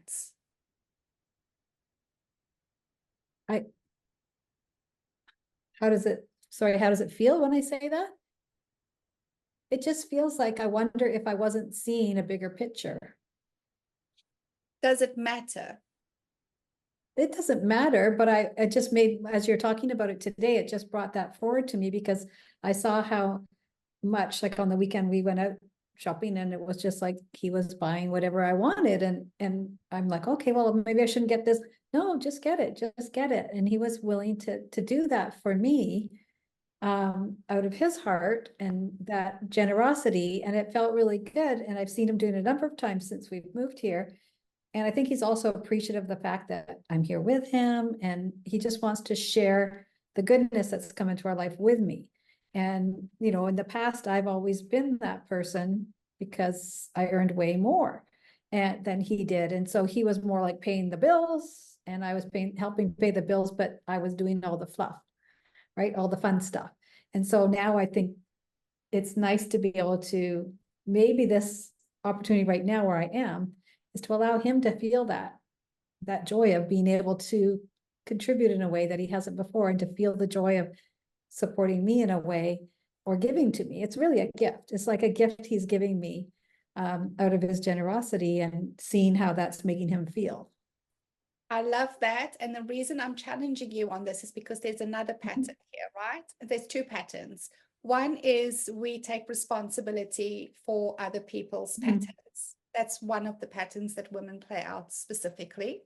And the other pattern is you are focused on the gift for him instead of the gift for you. Yeah. Good insight. right? The gift for you Mhm. is allowance. The gift for Mhm. you is receiving. The gift for Mhm. you is you don't have to earn it. The gift for you is that just, yes, thank you, more please. Mhm. But instead of that, you're kind of going, and the gift I can now give him is the gift that he can give to me. So Yeah. that still doesn't allow your That's interesting. capacity Mhm. for I receiving. see. Mhm. Isn't it interesting how we as we just continually want to, it's all about them, right? It's all Mhm. about everybody else. A good woman is always think of everybody else. We're trained Great, well, Elle. but a Wow. great woman thinks of herself. If I can share a little miracle that has happened for me, and I'm not very good at sorry, let me rephrase this. I am getting better by the day at receiving.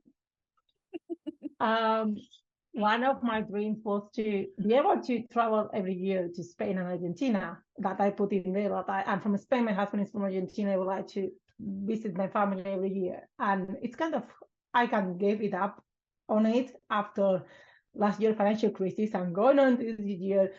This year being the trickiest financially for us as a family, and everything. And somehow my husband got tickets to go to Argentina on his own. So the only travel for this year was going to be his trip to see his dad, who is unwell and turning 80, to Argentina.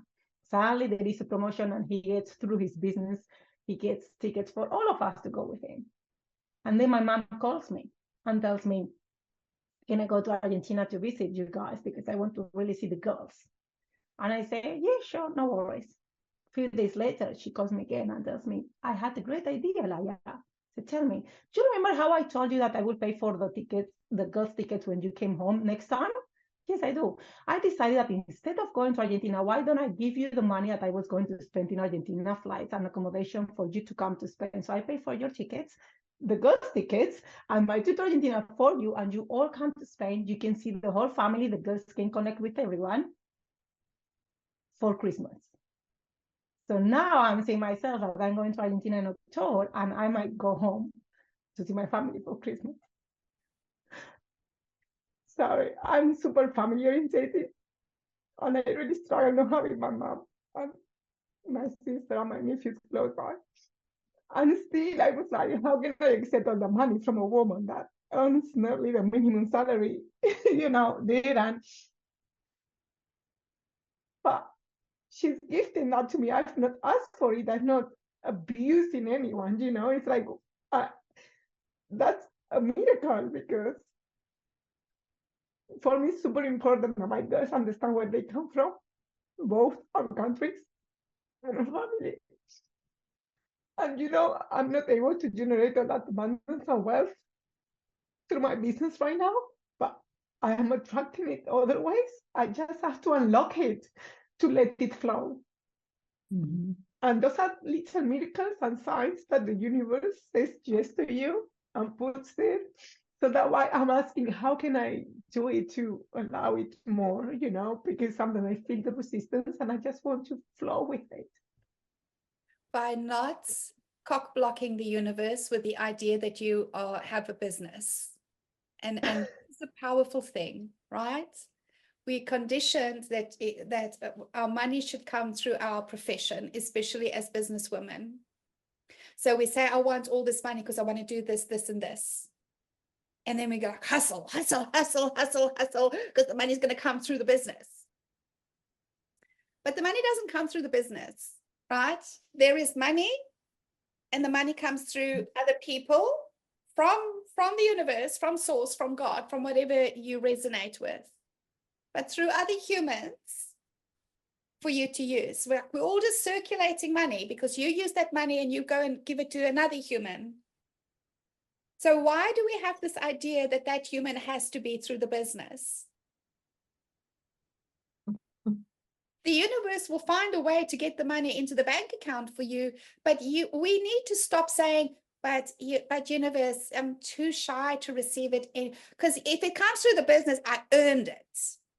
Mhm. I gave something for the money. And the universe is going, "Hey, it's just money, honey. It's just money. Have it. Have it. Have it. What am I supposed to do with it?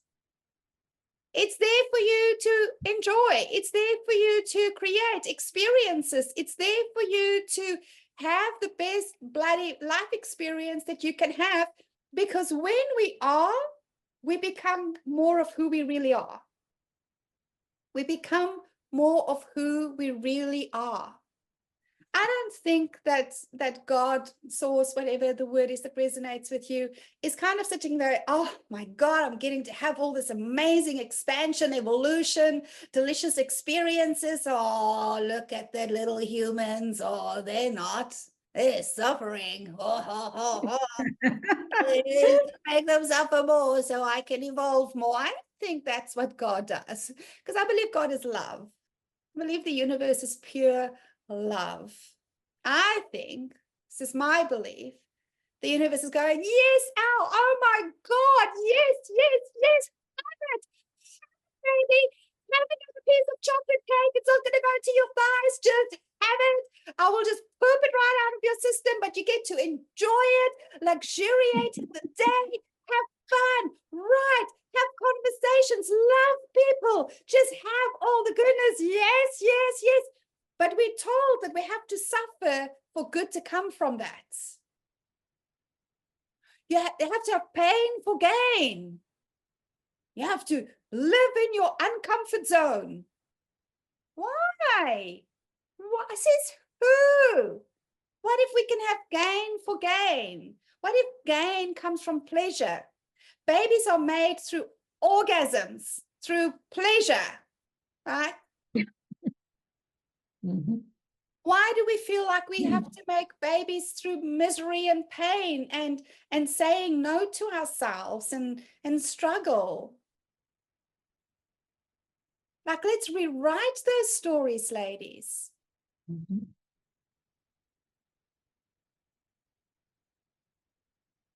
So interesting, Catherine. There are so many Canadians in the soiree. It's not even funny. I was looking at you guys the other day. You were sitting in a row, and I thought, oh, I wonder if you guys all know you're in Canada.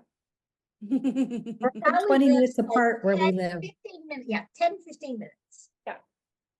I'm Yes. sure she eats supper if she goes out to La Romana in the village, 40-year Italian restaurant, or she got, yeah.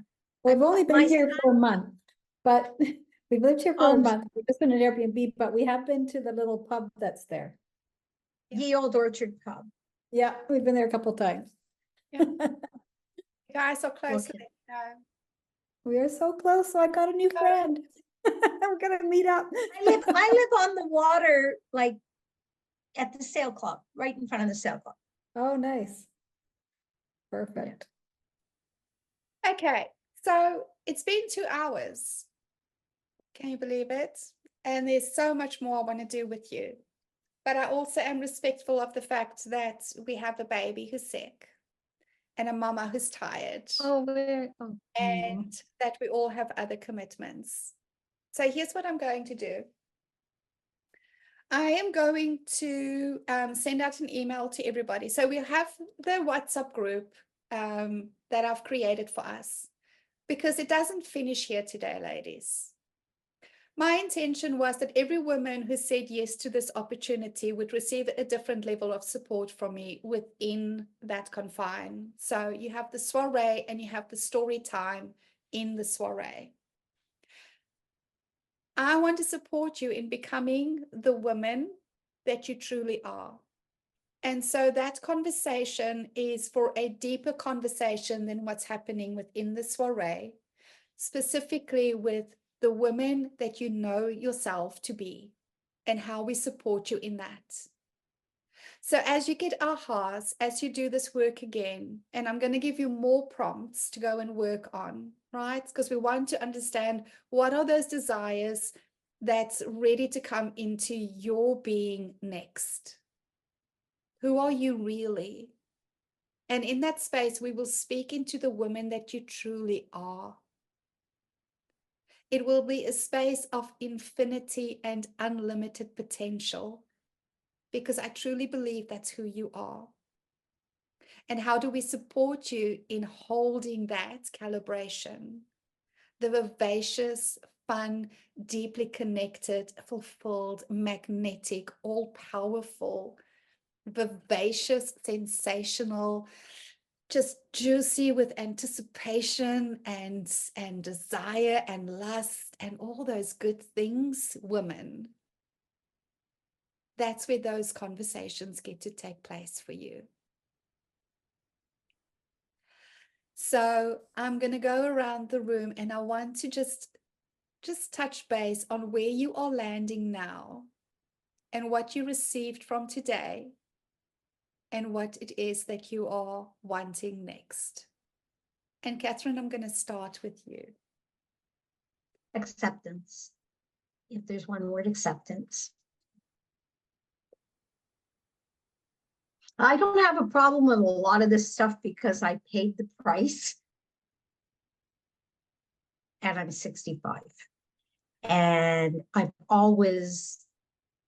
had the problem with accepting the person I always was, with all its losses, like the family that said, oh, who's she bringing home now? What's she doing now? Well, here she goes again. Who's coming for Christmas? She's just invited 10 strangers. Where did she meet them? Like this, like, it's like, oh, there she goes again. Going to make a big deal. So all those things left me to I still did them. I did it all because I'm just going to do it. But the cost was the hurt. So it's acceptance. Thank you. Acceptance. Just the way I am, you know? Because you're wonderful. You say it to me. Thank you. But you are. I love me. I love me. I can tell you that. I don't want to change me. So thank you for the feeling of acceptance in this room.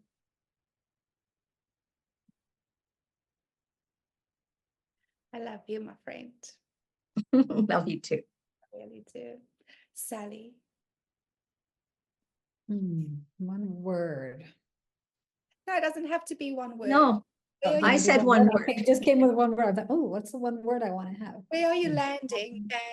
And when you look at your intention, did you receive what you came here for? Did you receive what you intended to receive from today? And what's next?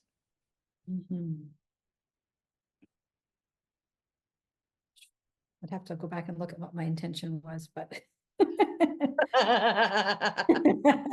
I'd have to go back and look, because it's been a good 2 hours. And I think, you know, a lot of the insights that I've been getting and what I've been working on personally this last month, it completely aligns with it, and opening up to the possibilities and just trusting that everything's going to show up for me exactly as I dream it to be.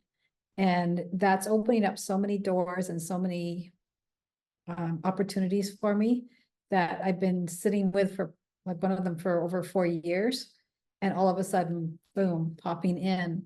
And so I feel like I'm opening up because of all the people that I'm surrounded with and the opportunities I'm surrounded with, and the work I'm doing on myself. Is I know there's so much more, and I'm open to receiving, and I'm willing to do what I need to do internally within my own mind to be able to be open to that possibility and see that I don't have to figure it out how.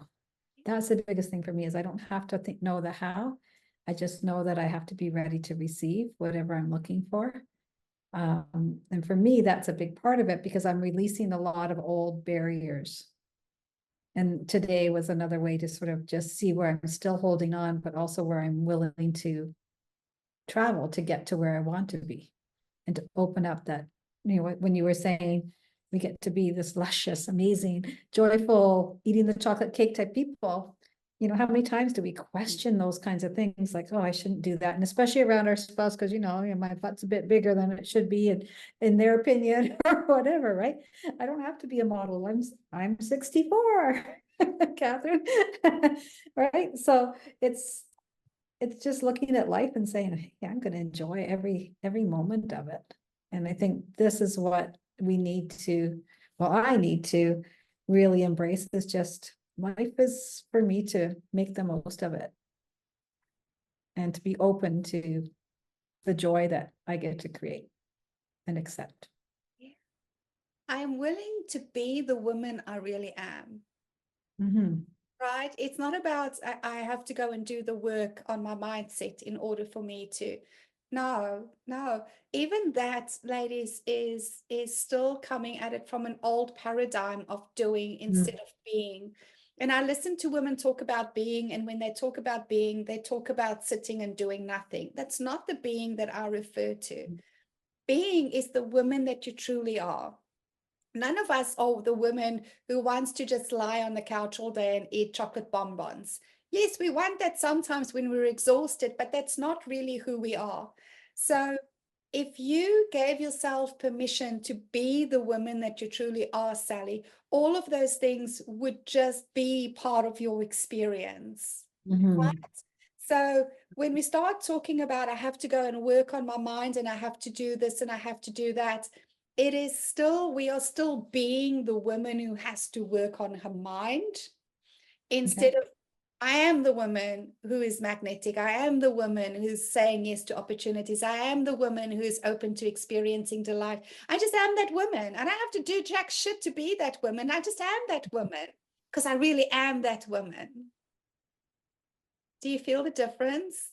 Nothing you have to do. And the permission is allowing yourself to be the woman you truly are. Yeah.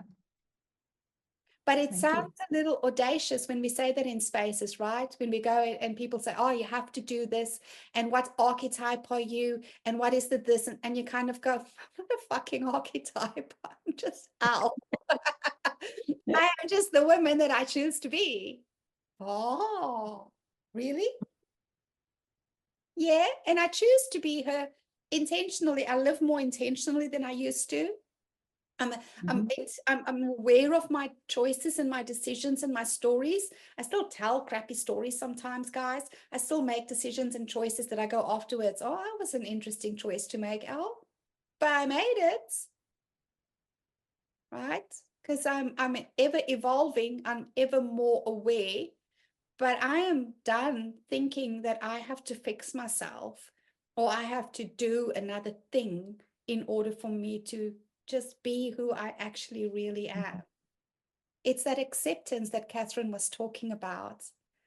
What would it take for us to accept ourselves as the women we truly are?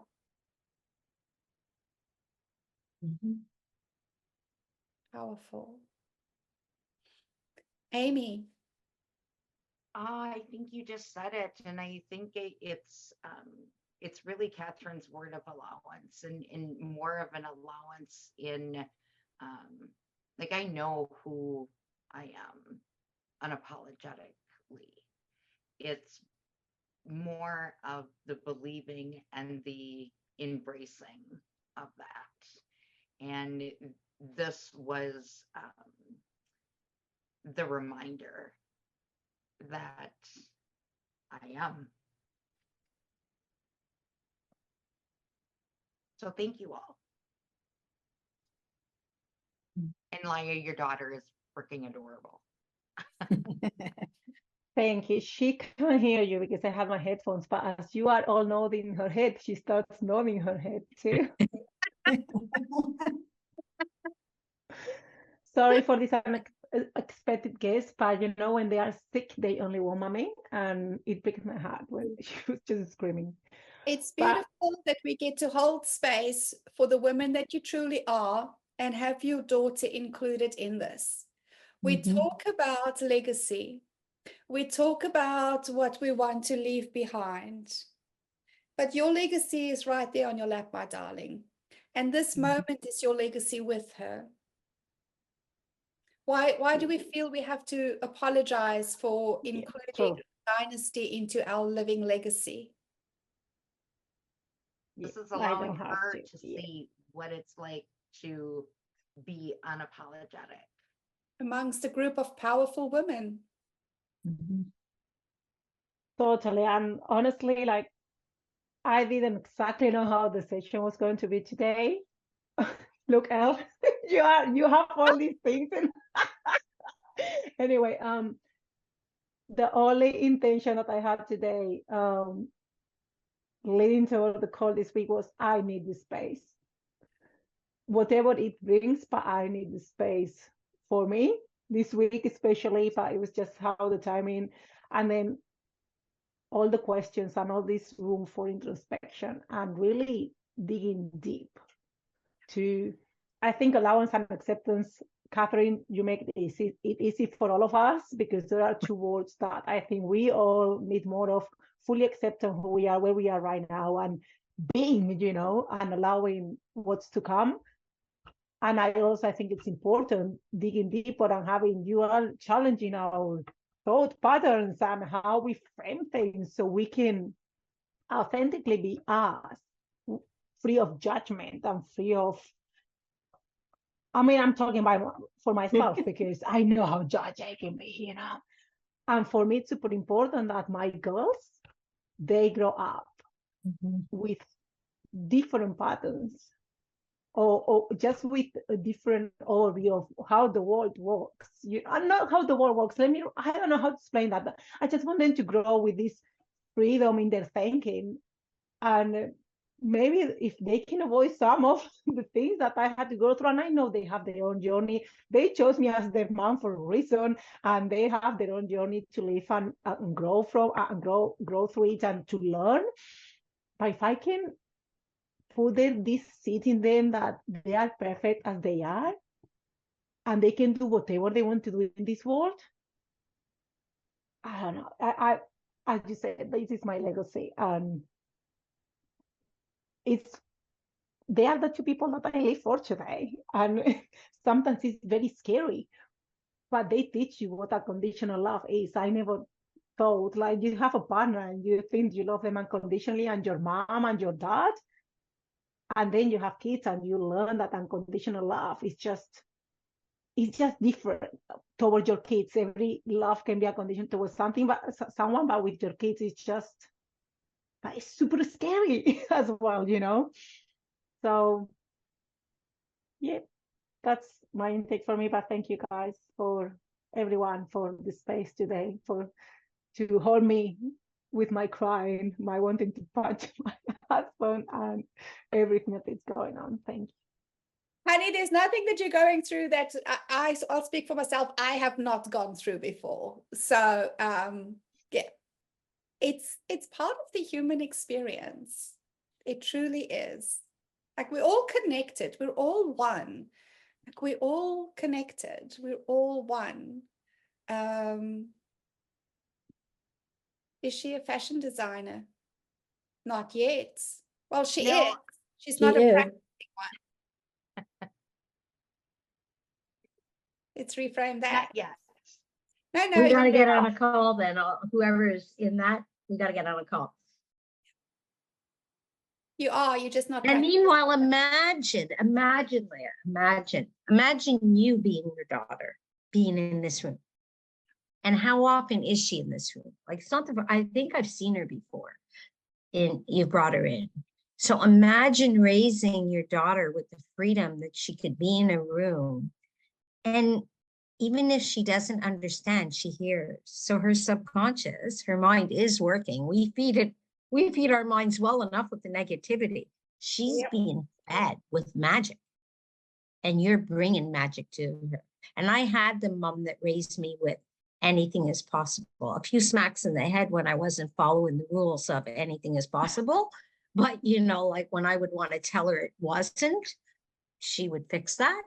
But the sky doesn't even stop you. Like, for me, the line I live with is infinite possibilities, not to be realized. They're done. And that's what you bring in your children. So good for you, Leah. Good. Hey, beautiful. Do you want to say something, Leah? I love that smile. Say hi. No? Oh, yeah. Say hola. Hola, chicas. Di hola, chicas. You know, she's a little parrot. She speaks non-stop, except when there Which are people. language? Which language? Both English and Spanish, but she Okay, speaks. if you're happy and you know it, clap your hands. Oh, She can't hear wait. you. She can't hear you. She can't I hear have got you. the earphones She in. can hear you. Okay, hola. No. If you're happy and you know it, clap your hands. If you're happy and you know it, clap your hands. If you're happy and you know it, no. Or not. Or not. She just said no, but she's Doesn't matter. She's smiling. she's a little parrot, but when she doesn't know people, she's like, you don't talk to me. She was like this yesterday at the hospital. I'm not opening my mouth. I'm not talking to you. I'm like, and people think because we speak in Spanish, she doesn't understand English, but she speaks perfect English. She just doesn't, right? But thank you so much for embracing who I am right now with all my circumstances, because for me it's huge. Feeling accepted in this space as well, you know, and I know even the one who without kids, you know, life comes on the way, and feeling understood, and you know what, like things happen and she got sick or whatever happens, and I sometimes I feel that some groups, I never feel like bringing my daughter on the screen or saying I can't make it because my something is happening. I think in this space everyone embraces it. I have other spaces which I left, like kids are not an excuse for not doing the stuff or for not making it. And it's like, what the hell are you talking about? You know what I mean? So I feel super supported by this group, and thank you. So welcome, darling. Thank you. Thank you for gracing us with your presence. All of you ladies, thank you for gracing us with your presence. Thank you for being on this call today. I'm going to end the recording and we're going to finish with a song. And you can just leave when you're ready with the song.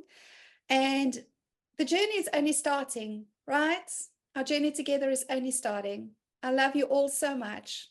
It is such a privilege to witness the women that you are and the women that you really are.